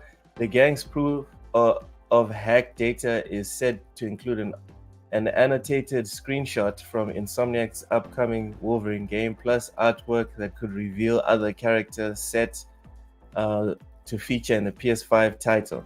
It also appears to include employee passport scans, a personal document related to Spider-Man voice actor Yuri Lowenthal, internal emails, and potential documents. The gang is threatening to publish the stolen data in 7 days, but is also hosting an auction for it with a starting price of approximately $2 million in Bitcoins. So here's the quotes. That's crazy. With just 7 days on the clock, seize the opportunity to bid on exclusive, unique, and impressive data. Open your wallets and be ready to buy exclusive data. We sell only to one hand, no reselling. You will be the only owner. So did you see VGC, the update that was posted? That was posted right when we started the podcast? I did not. Throw it up on screen. What's happening?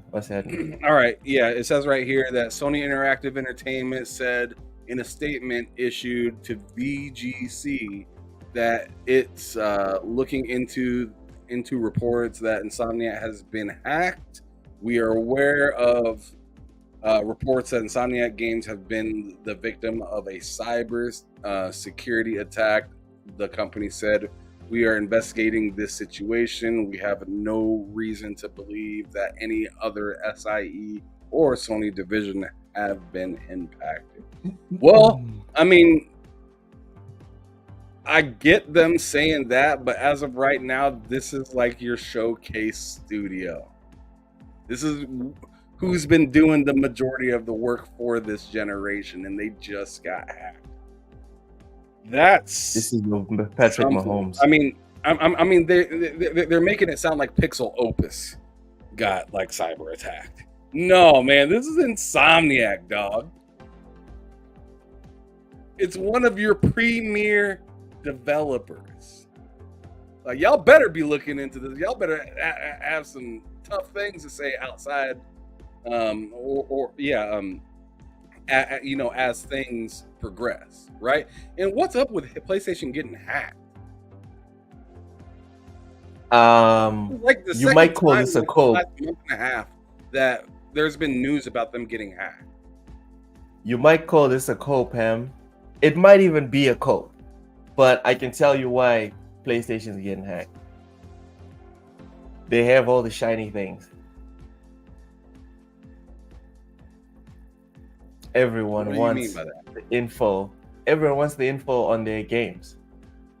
You know, here's the reason. Here's an extra reason to me why they're being hacked. You said they have all the shiny things, right? Yeah. My reason is they are keeping the shiny things hidden for far too long. You see, like, how many people are asking, what the hell is going on over there at Sony? What's the next game that we got? When are they going to come out and say something? The same thing happened with God of War Ragnarok, right? Where people were just so sick of waiting to the point that they're sending dick pics. They're harassing devs. Harassing people, like, just insane things. And to me, I think part of that has to do with, like, the messaging that you're providing your fans. You're not giving them anything to just kind of stew on and be happy with, right? You're literally just like this last showcase. If you were trying to get everybody excited for PlayStation, then you show out that, they're like, there's got to be more behind the curtain than that. I think actually, it's not that I think, I know I'm right. That a lot of people seen that showcase earlier this year and said, there's got to be more. There's got to be more. How many people did you see on Twitter saying, oh, there's a showcase they didn't tell us about that they're going to be coming out? and then eventually they did have a showcase, and then it was still not that great. It was essentially... It wasn't a showcase, it was a showcase. Correct. Yeah, but it was essentially most of what was already shown. Right.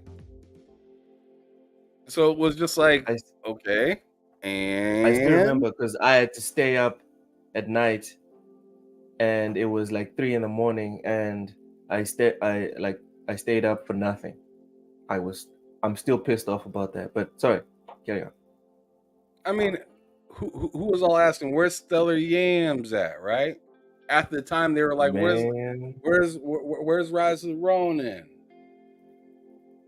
Like the only thing they really showed was Final Fantasy, which we already knew was coming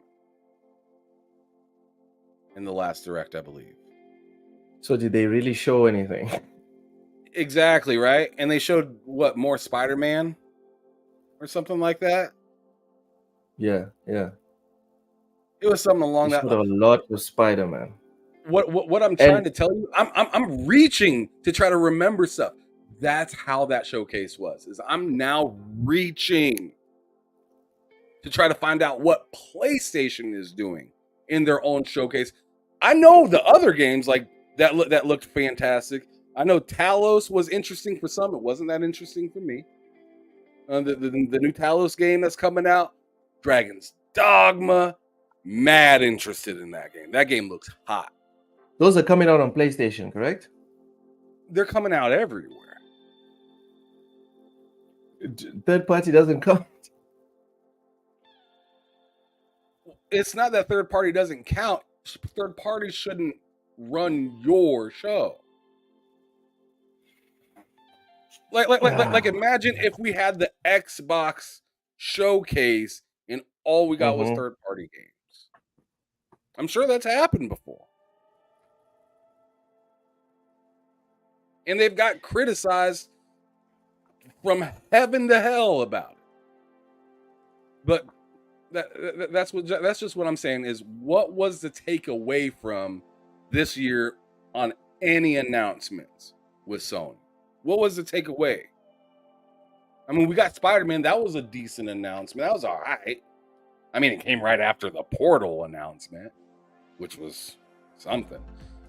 But I'm just saying, like, other than hardware, which they dropped 2 pieces, they've dropped more hardware than they've dropped games this year, bro. Think about that. No, that's not true. They only dropped the PS Portal. What other hardware did they drop? The VR. Was that this year?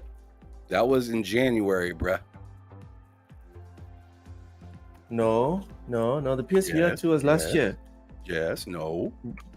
Last year was going man. pre-order in December. What? February 22nd, 2023. All right, hold on.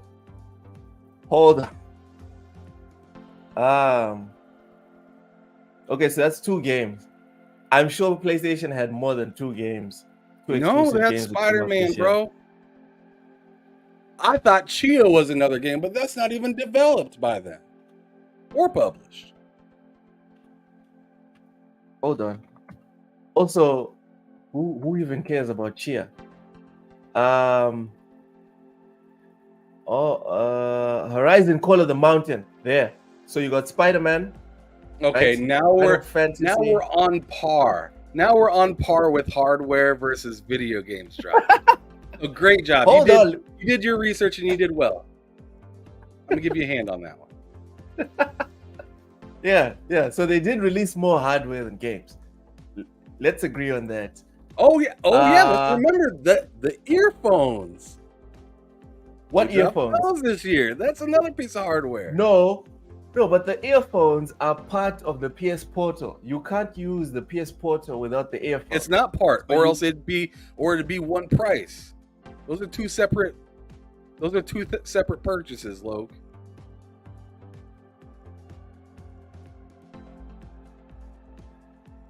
Let's move on to the next topic. Oh shit, dude! Fly Dudes also brought up the PS5 Slim. God damn it!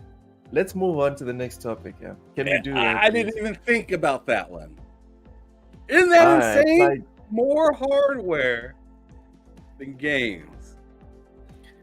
But it's because they have all the games. So it's let's take a break.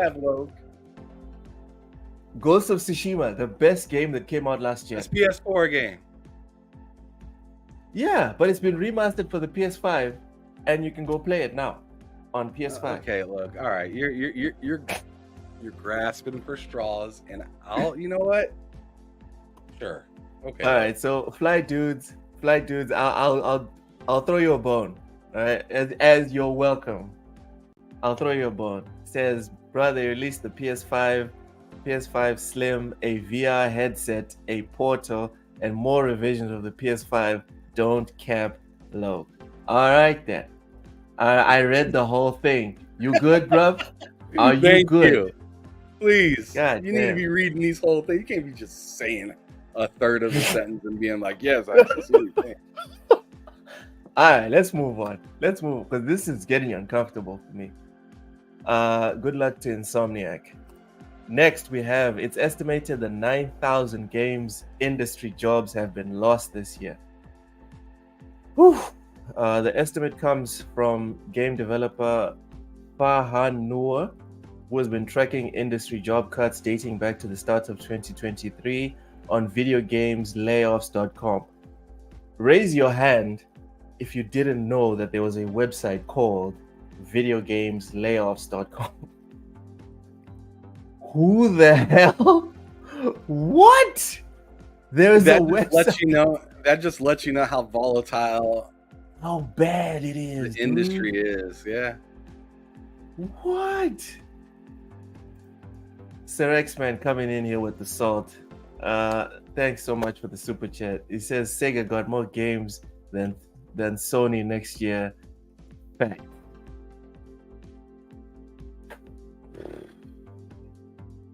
I'm telling you guys, y'all are sleeping on Sony. Next year, just watch. Next year, it's gonna be like 5 bangers. Just wait. So let's go back to this one. Does Final Fantasy count? Because As a they are third-party thing, exclusive. yes, it does.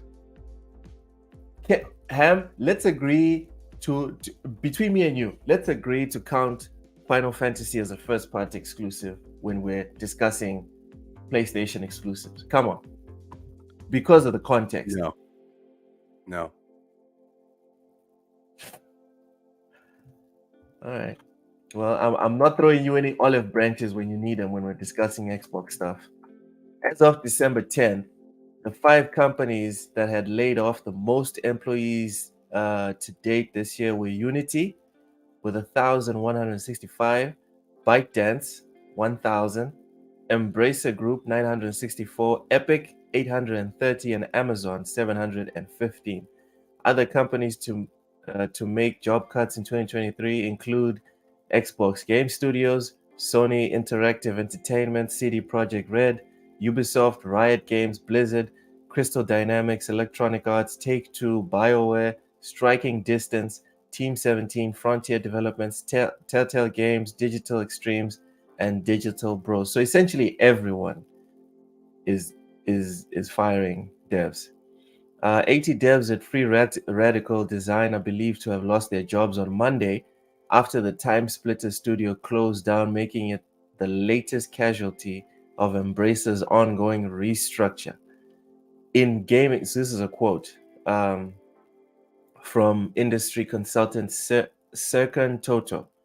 In gaming, the significance of efficiency has risen dramatically over the last 18 months.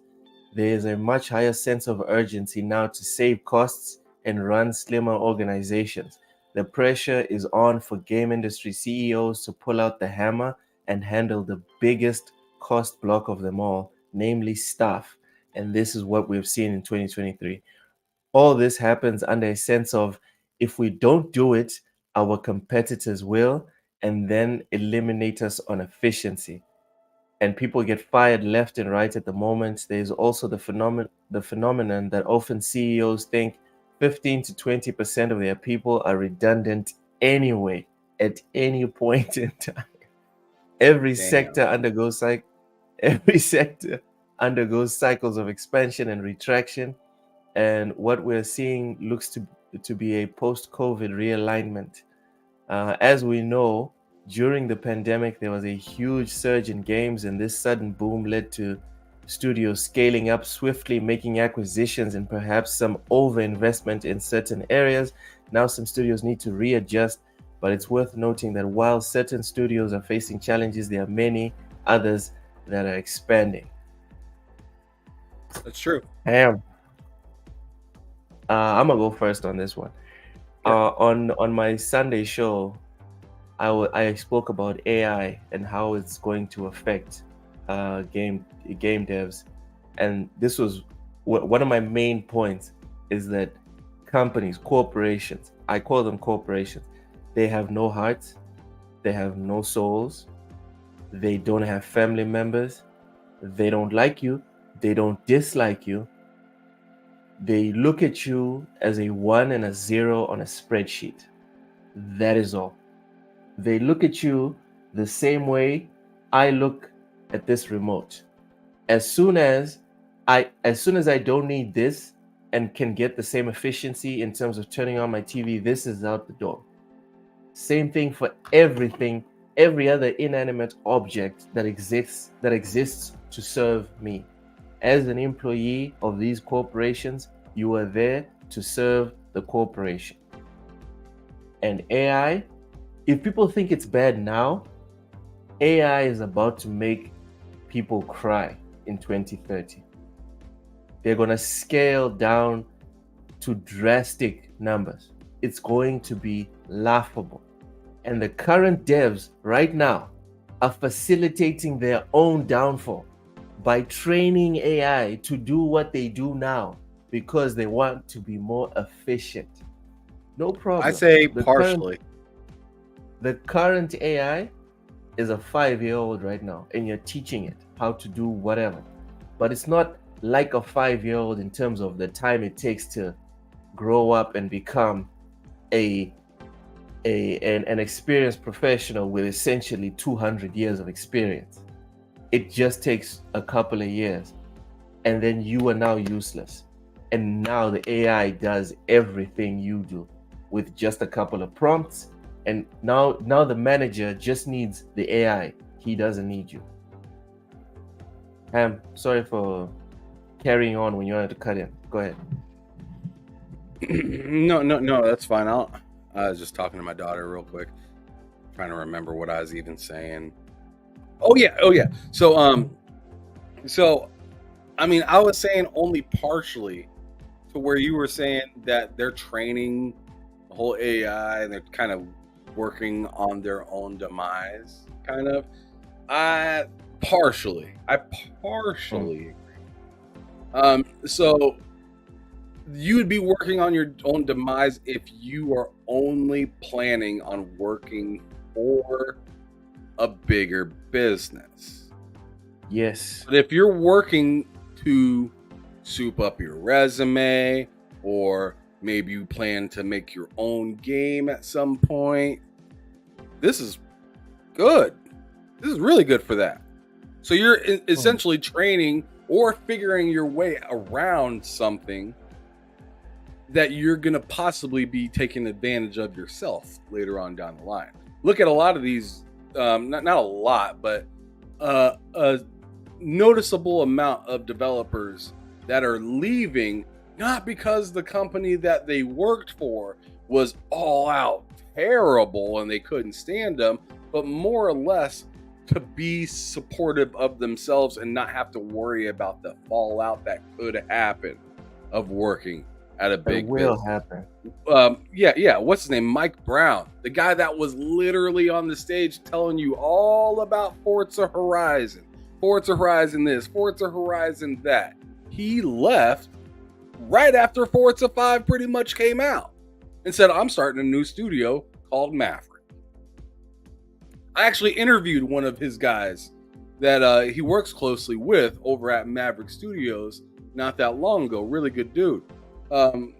Yeah, I mean, I think a lot of people are seeing the direction in which gaming is moving. And if you have the wherewithal, funds, time, you may want to consider, hey, I'm going to build my own team.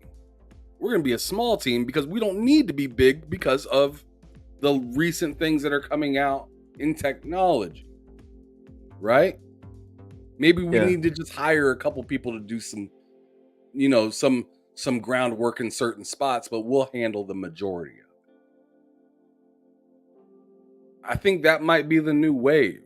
I think indie development is going to shoot through the roof. Everybody's so worried about these big EA and Naughty Dog and Bungie and oh, poor Arcane with their last game in Redfall, and let's worry about, like whatever. You're worried about all these big people, but you're sleeping on the indies. People are sleeping so hard on indies. Remember when Unreal 5 first came out and indie developers took to Twitter with some of the things that they just put together fairly quickly after using Unreal Engine?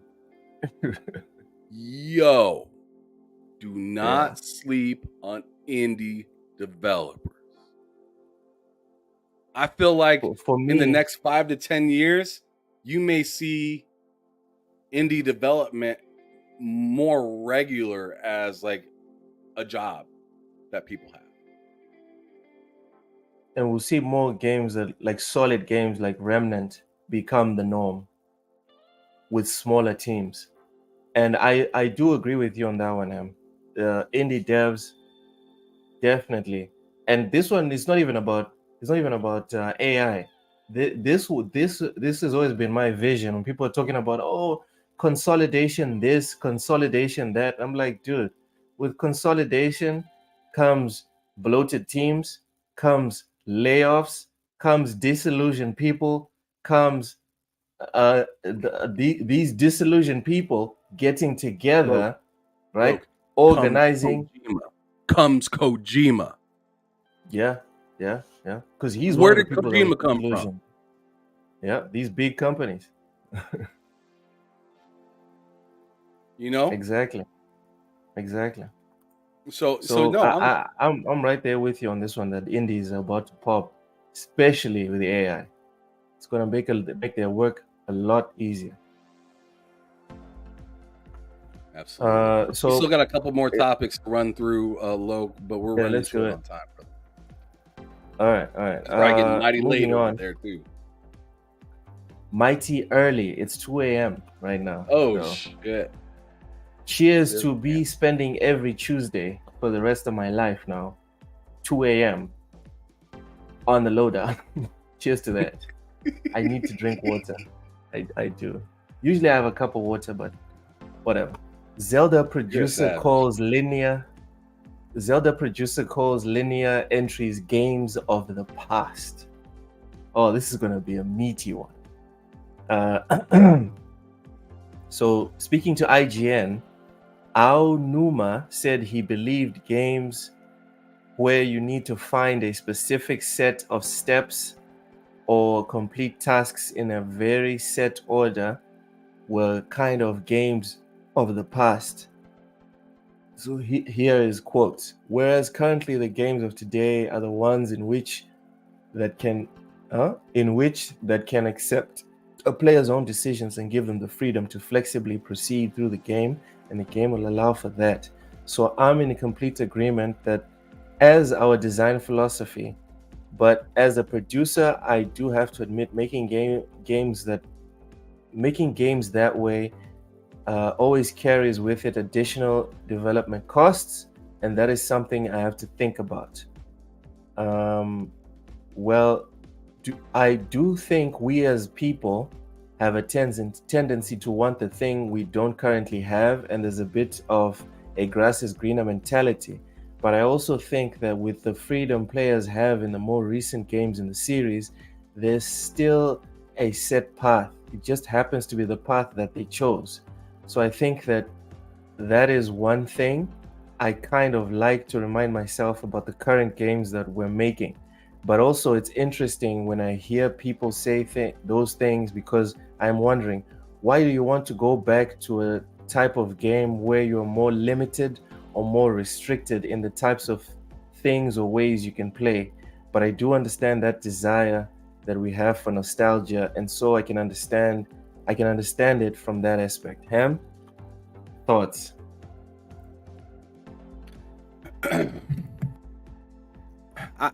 I don't really like it when somebody calls an art style dead. An entire genre at this point. Exactly. Like, this isn't good anymore. No, this just hasn't been done well in quite some time. That's the way I look at Like it. when I talk about side scrollers. Right. Like to me, that's like saying side scrollers are there's no more time or place for side scrollers anymore. That's just wrong. You may not like it, and see, that's what I'm taking from this article. Is this person doesn't want to deal with that anymore, or doesn't want to make those kind of games anymore. That speaks more than what he's trying to say with this is a dead concept now. Because you put the right IP on there. I mean, hell,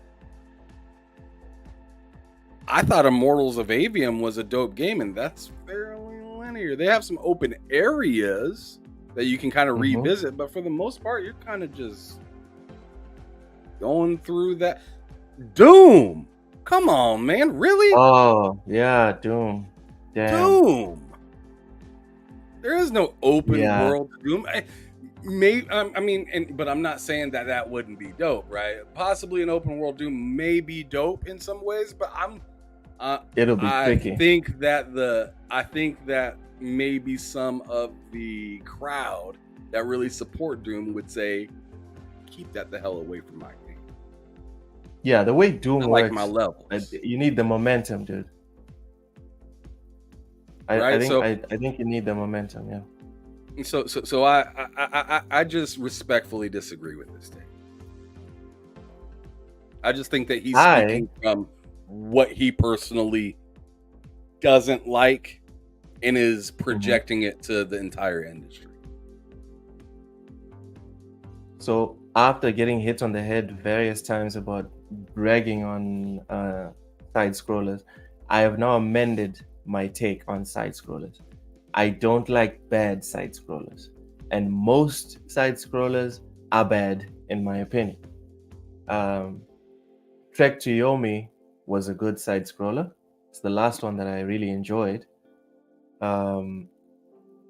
So as far as this take is concerned, That I would new have Zoo agreed with game him. is going to be a side scroller too. Shout out to Africa. I'll give it a go, but like I said, most side scrollers are bad. So as soon as it doesn't vibe with me, I'm moving on in my life. I've already paid for the game. It's cool. I support it. It's African, whatever. But getting back to the whole side scroller thing, my issue is with this guy. I would have agreed with him a couple of years ago. Now I can't agree with him because I think there's definitely a place for linear games. Definitely a place. We can't have everything be Zelda. No matter how good Zelda is, no matter how good Cyberpunk is, Ham. There's a lot of We Zelda fans can't that don't even like the Zelda the way it is now because of that. exactly. I love Cyberpunk. It's one of the best RPGs of all time, in my opinion. I don't want every game to become like Cyberpunk in terms of structure, not just design, but in terms of structure. I want the variety to maintain. Let them keep making shitty ass side scrollers. It's fine. I want RTS to come back, to where we get big budget RTSs like one or two a year. I want as much variety in our genre as possible, even if I am not the guy that's going to enjoy it. So Right. yeah, I disagree with this. Sometimes it I'll takes years to move even on. find out that you like something too. That's true. That's true. Also, your age, Ham, does affect the type of games that you like. Big time. Age and time. Yeah, because I never liked Baldur's Gate, like the previous ones. They never vibed with me. Now, when I'm older, I like reading. I like things like lore. I have the patience to digest a story. You know, Baldur's Gate vibes with me. Imagine if I was someone that could influence the industry to the point of Baldur's Gate 3 not even getting made. That would be a travesty. So I completely disagree with this take. Just let everything exist and people will buy whatever. Just say that exactly what you said, Ham. Those genres are not for me. That's what Sir he X should Man say. brings up a great point. He says that's why I love Tomb Raider. Yeah. Tomb Raider, the new ones are very linear. The old ones weren't. The old ones were kind of linear, but they felt more open.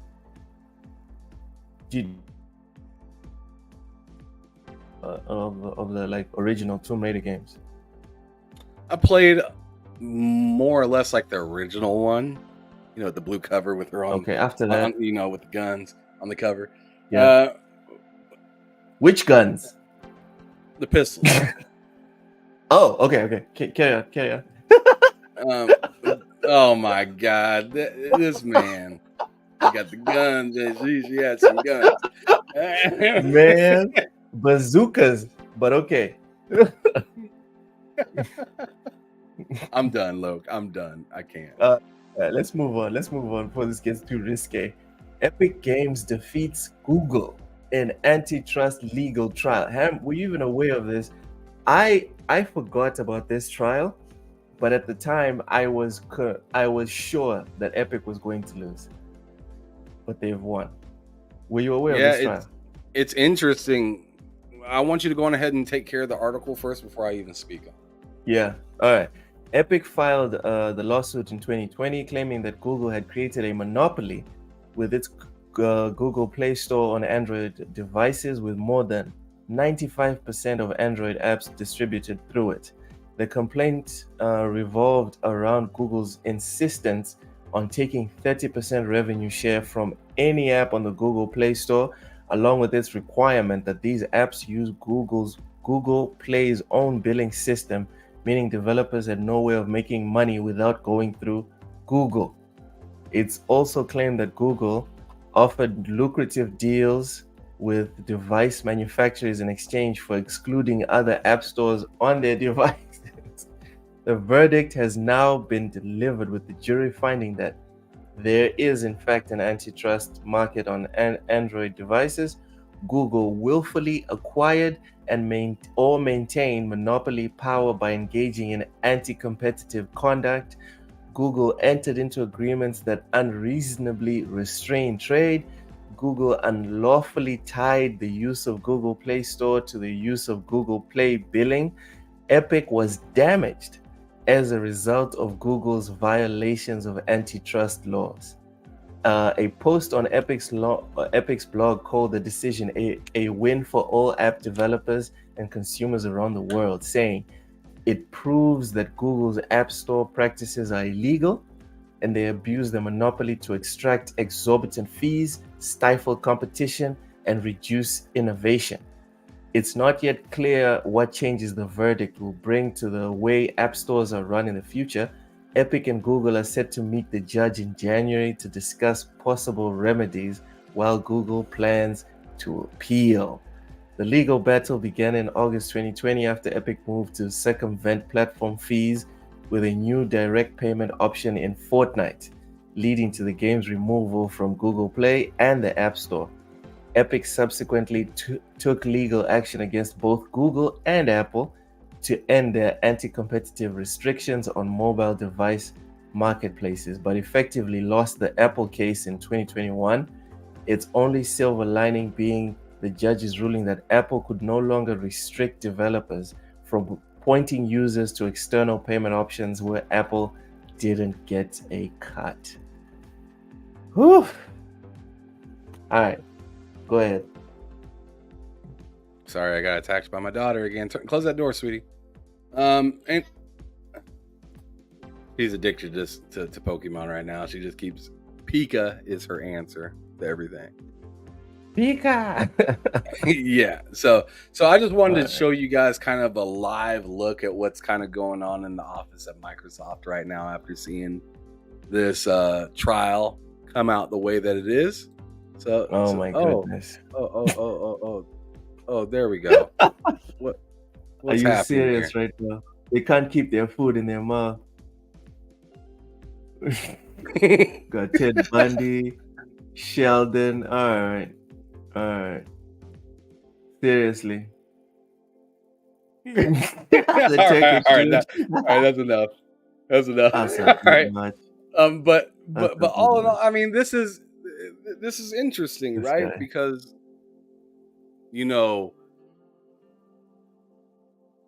a lot of these companies, if they're trying to grow, they want to be more self-sustaining. You look at how kind of show business has kind of been going on, and I don't know if Dark Artemis is still here, but maybe he could correct me if I'm wrong.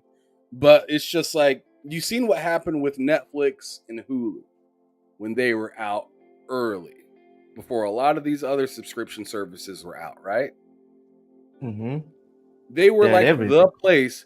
They were like the one and only place to get a lot of TV shows, a lot of streaming stuff, or a lot of dude, anime as well. Popular anime as well. Yes. Yeah. So and like Hulu's famous thing was, come back tomorrow after the episodes aired, today, and you can watch it. That's still a thing, right? But it's not as big of a deal for Hulu only now, right? Yeah. I feel like what Apple and Google's kind of doing is they're kind of just telling people, no, this is the only way that people are going to have access to it. As to where, Disney looked over at Netflix and said, give me my shit back. Yeah. Peacock did the same thing to Netflix with The Office and Parks and Rec. Give me that shit back. You know what I'm saying? Warner Brothers. These people are saying, yo, we want our stuff back now because we could possibly make our own platform to be able to do this stuff. and Google But it's all saying falling no. apart though. What's that? You know, it's going back to Netflix. A lot of stuff's going back on Netflix. Oh, I'm sure. A lot. Especially with some of these things going out and trying stuff on their own, then figuring out, oh God, we're bleeding. We were better Yeah, when we because were just, partnering stuff. And actually, Disney has argued about that a little bit. I forgot who interviewed a person over at Disney recently, but they went on we're talking to about smoke reiterate that they're refrigeration. not interested in buying an EA. That they're happy with partnering with people because maybe they're lying, but also maybe they seen that taking on that taking on that responsibility completely by ourselves is a train wreck, and It's we'd rough. rather allow somebody else to pay us so that Take the they risk. can go fuck up. If they Yeah. fuck it up, that's on them. We're gonna be mad and Mhm. not want to work with them, possibly because we don't really trust what they're doing with our IP. But we didn't lose any But money. we're not really losing any money. Mhm. You can go ahead and Arcane make is your losing money, Max. or Insomniac is losing money, or just what, or Ubisoft with their new Star Wars game, they're losing money. They're responsible for it. We just gave them they just paid us for the rights to work with this IP. Yeah. I say that about Spider-Man, but I forget Spider-Man is actually owned by Sony, so that has nothing to do with this. That is such a weird arrangement. It is. Spider-Man. It is. I had to look it up for myself because I was so used to saying, oh, well, Marvel's not going to be, or Disney's not going to be too happy with, Spider-Man with this or that or a third or whatever prior to Spider-Man 2 coming out. And then I realized, oh, Sony Pictures actually owns the IP for Spider-Man, so they can do whatever they want. Yeah, but they don't own him completely. No. They don't own the comics version of Spider-Man. Yeah, not the comics. Just to be able to put it on like film and movies like that. Yeah. And video games. As far as video games, they don't have that whole thing. Video games, it's a temporary ownership that they have. It's not like theirs forever. At least that's what I understand about that deal between Disney and a weird deal. Spider-Man and Sony. It's a very strange deal. Like bits and pieces are just floating all over the place. But as far as this whole thing is concerned, reminds me of GoldenEye. I agree with you. Ham, you know what my big takeaway from all of this is? What's crack?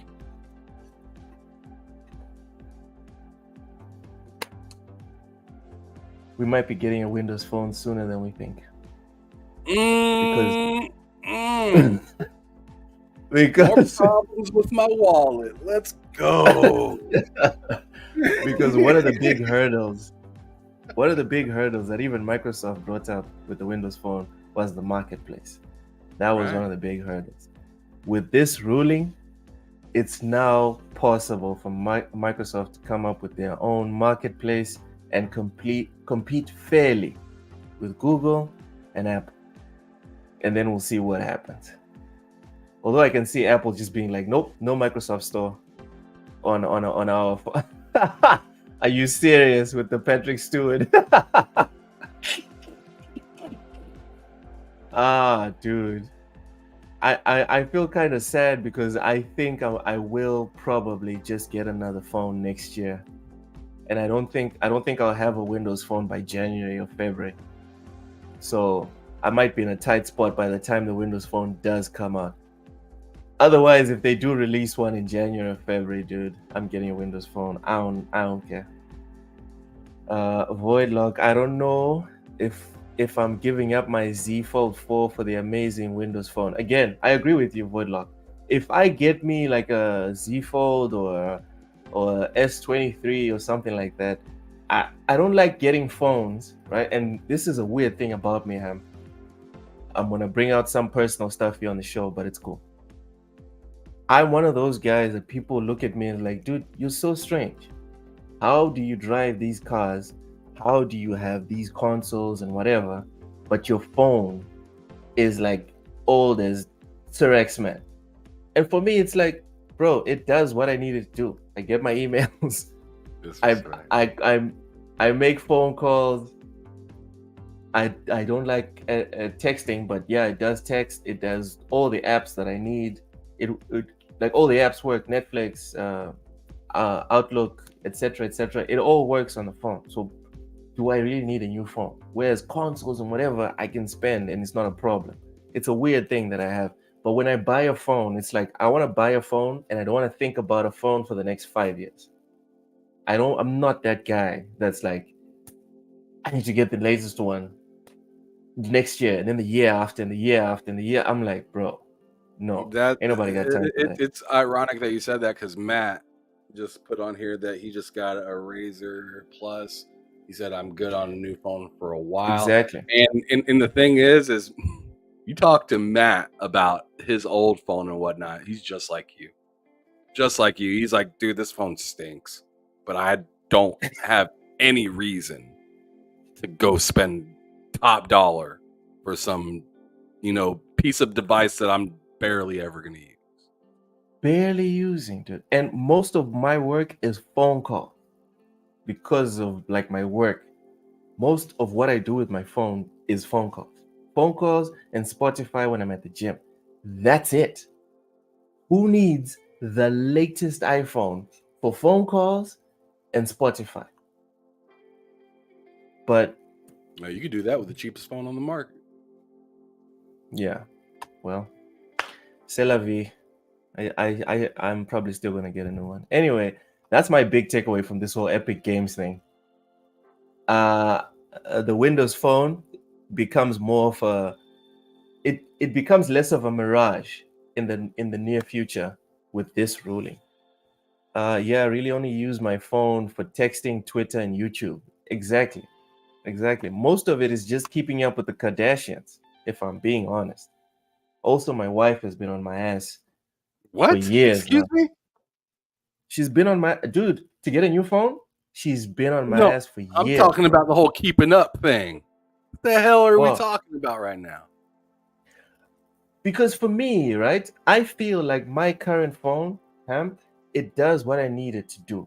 Oh, I thought you were saying that you were trying to watch Keeping Up with the Kardashians. No, I was talking about like keeping up with the Joneses, for example. I just updated the Joneses to Kardashians. That's what it kind of feels like. Better. I get a little triggered when I hear it, Keeping Up with the Kardashians. You have a problem with the Kardashians? My wife loves that show. And my wife loves that show, and I hate it so much. Mine too. My wife does love it.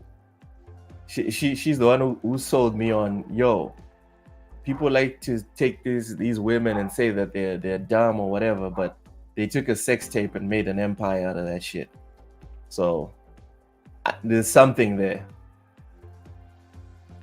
Yeah, it's called sex. Like, I'm not there's a lot of people with sex tapes out there. They're not making bank like the Kardashians. Can we agree on that? Fuck them. You coping hard, bro. You are coping. Dude, facts are facts. I'm not sitting here like a Kardashian fan. I'm just saying facts are facts. Okay, Delilah does not like the show. Congrats to them. Couldn't be me. Delilah says, I hate that show. I can't watch it. Delilah, can we agree that they have definitely turned a terrible thing or a bad happening into a generational W financially? We're not talking about morals right now. We're just talking about objective dubs. Well, then why don't we just throw up Adam 22 up there while we're at it? He's doing great. Oh my God. Did you see what happened last week? Who wants to become the next person to F my wife? Like, did you see what he did last week, Ham? Did you see what he did? He talking about how he unfortunately picked someone. He picked someone. Yeah, he had a contest. He had a contest. People want to talk about GTA 6 and exploiting women, but are just completely look over the reality of what's happening on social media.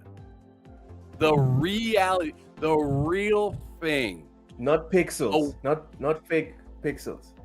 Not at all. Right. You literally had a contest for who can bang your wife. If that's literally pimping right on the camera. You're pimping your wife for social media. That's literally pimping. Like, I just don't know. It's levels. Adam Levels. 22 is gonna make that man's gonna reach Congress one way or another. Damn. Bro. When I saw that thing about him actually picking the guy, and then they were walking into the room, and the dude is grabbing her butt, and then Adam 22. Hear what he said? Like, we're not in the scene yet, and I'm like, I was like, bro, what?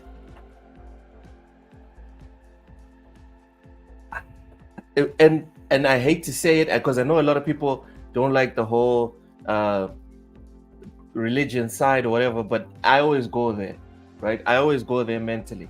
The first thing I saw when I was talking about that and people were talking about money and whatever, I was just like, dude, what is it worth profiting, right? Is it worth profiting the world but losing your soul? Because I don't care how much you come out here and cope to us, dude. You can cope all you want in your lavish cars and houses. You are lost, bro. I don't even want to be like the feces that you shit out. I think the shit that Adam 22 shits out has more dignity than he does.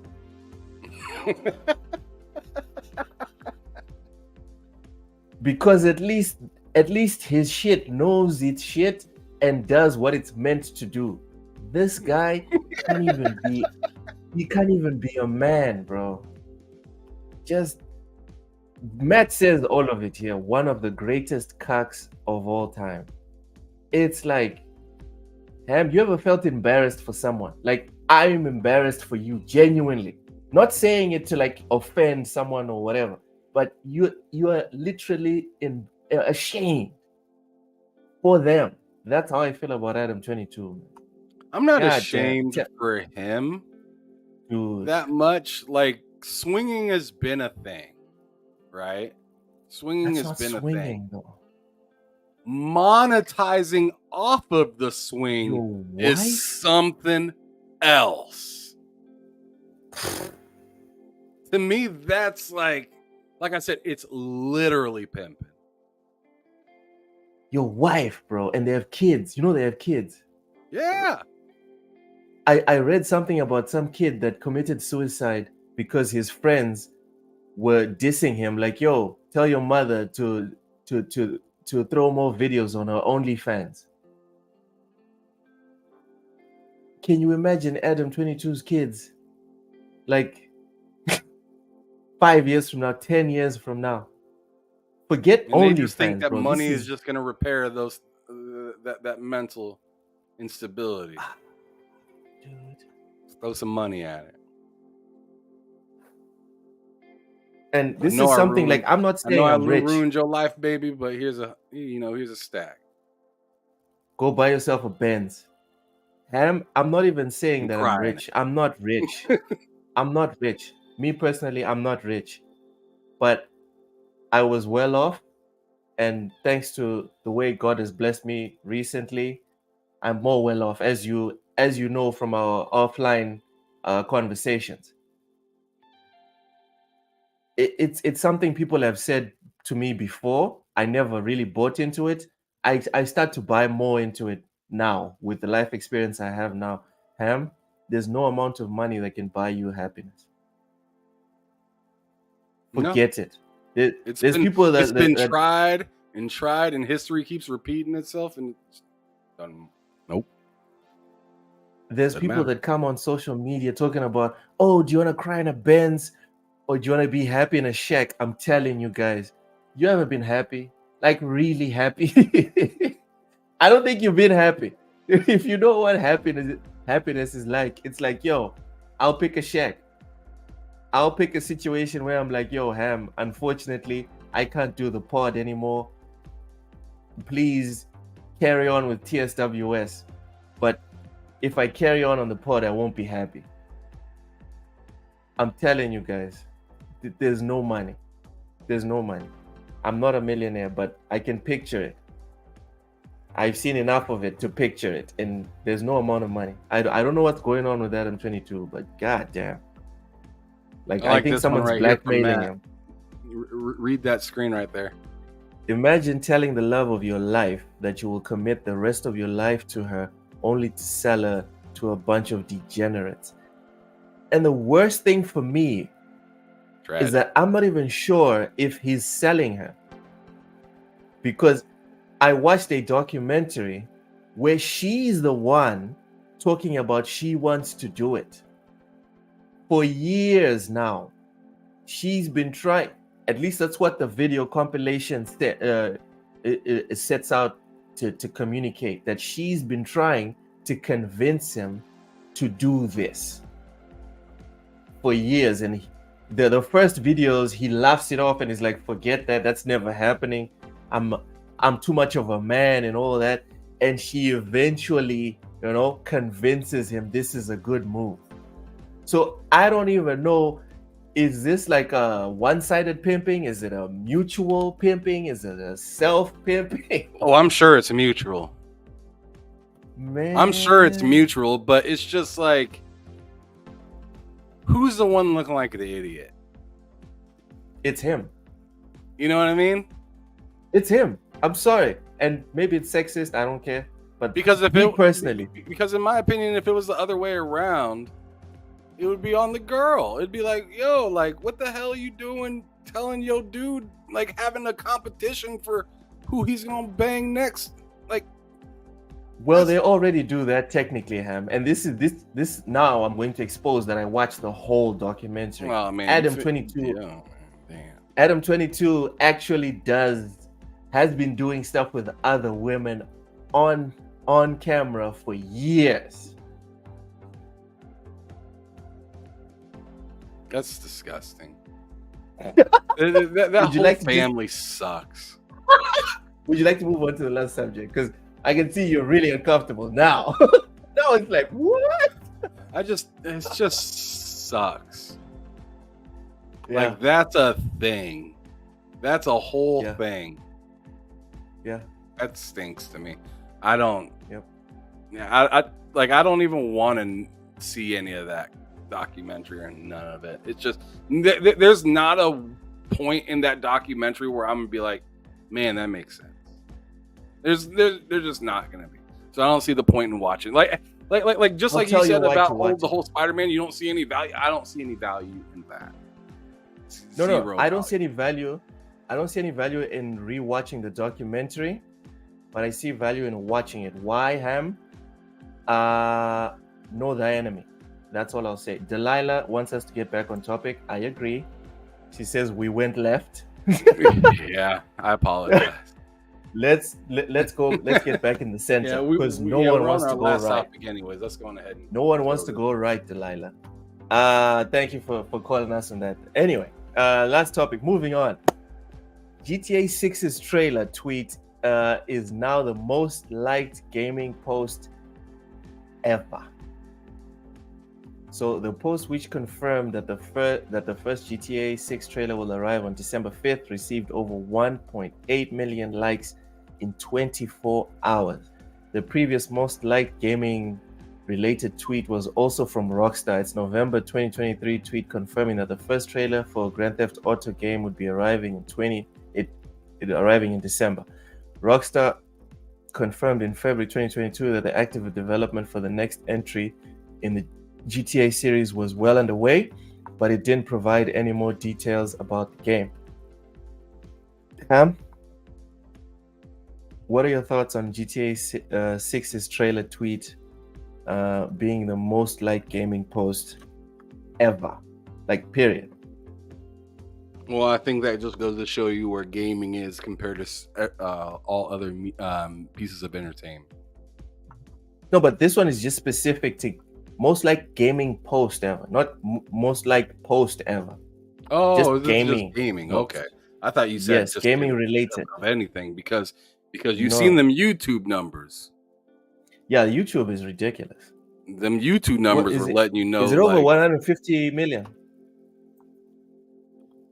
Go check. It was 146 million the last time, or 140 something last time I checked. Yeah, I'll check right now. Let's check simultaneously, see if the internet doesn't crash. Okay, it's still 144 million. Yeah, it's at 144 right now. That's insane. That's still insane. Yeah, it is insane. As for like, because I thought you had worded it for it to be like just the most. No. Like just gaming related. But in gaming history, I mean that's pretty cool. It just goes to show you the standard, right? GTA is up at the top, and everybody else falls in line. It just kind of is what it is. That's crazy, man. Why? Why is GTA top of the pile? Also, Sir X-Man, what do you mean? Delilah's here. Don't you have something to say? Is there something specific you'd like me to say to Delilah? I don't understand. Yeah, I don't know. Yeah, I don't get the meta. Please explain. Why is it that it's definitely something that is completely normal for GTA to be number one in terms of like engagement? Because they've made it. They've kind of rode that train, right? Ever since Grand Theft Auto 3 has came out, they're like the Eminem to rap. Right? Where it's like, love it or hate it, it's there, it's loud, it's opinionated, and you're not going to be, and there's nothing you can do about it. Wagwan, Bunty, Wagwan. The Eminem of rap, the Eminem of gaming. Yeah. I would say GTA is the Drake of gaming. Nah, man, absolutely not. You know why? Why? I think GTA was Eminem when they would release a game every 2 years. Now they're like Drake because it's like, well, for me at least, it feels like a blur. Ever since 2013, it feels like a long ass blur that will never end. It just keeps happening. Drake keeps coming out with music and people keep losing their minds over it. GTA Online keeps coming up with little sprinkles of updates, and for some reason it's still the most played game. Here's why I think you're wrong on that one. Why? When's the last time GTA's dropped something? Never. No, I'm saying when's the last time they... It's been 10 years. No, I'm saying when's the last time they came out with a Grand Theft Auto product other than a remaster? 10 years ago, right?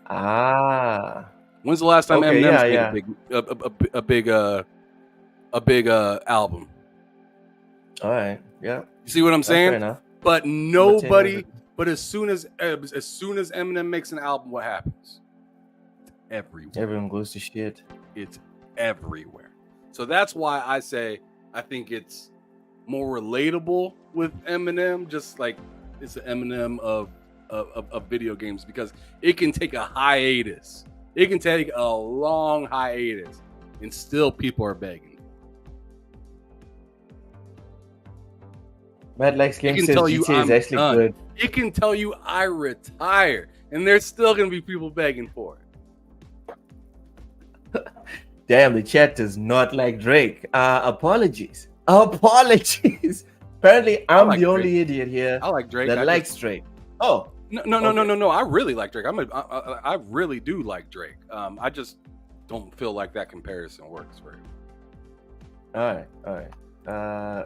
Flight Dude Drake says comes out with Eminem music all the releases freaking one time. Blue Moon. I actually wish Drake would slow down and make quality music again. So I feel like you said, where it just feels like it just doesn't stop. It's just like It's like, dude, it's not that his music now isn't quality at all. It's just like it's not just as good as it was before. It's not very thought provoking at all. His And old music if you don't give was it very enough time, if you don't give it time to breathe, Ham, you also don't give us time to take it in, to digest the music. It's like another one. We get it. You're competing with Michael Jackson.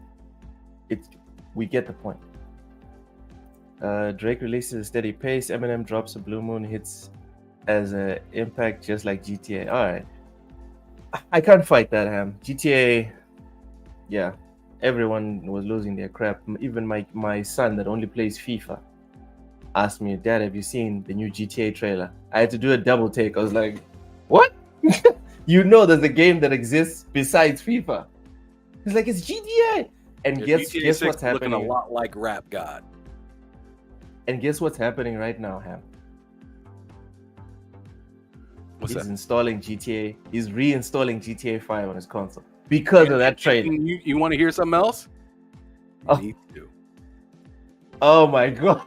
I reinstalled it. I reinstalled it on my PS5. Yes, I did. I already beat it on my Xbox.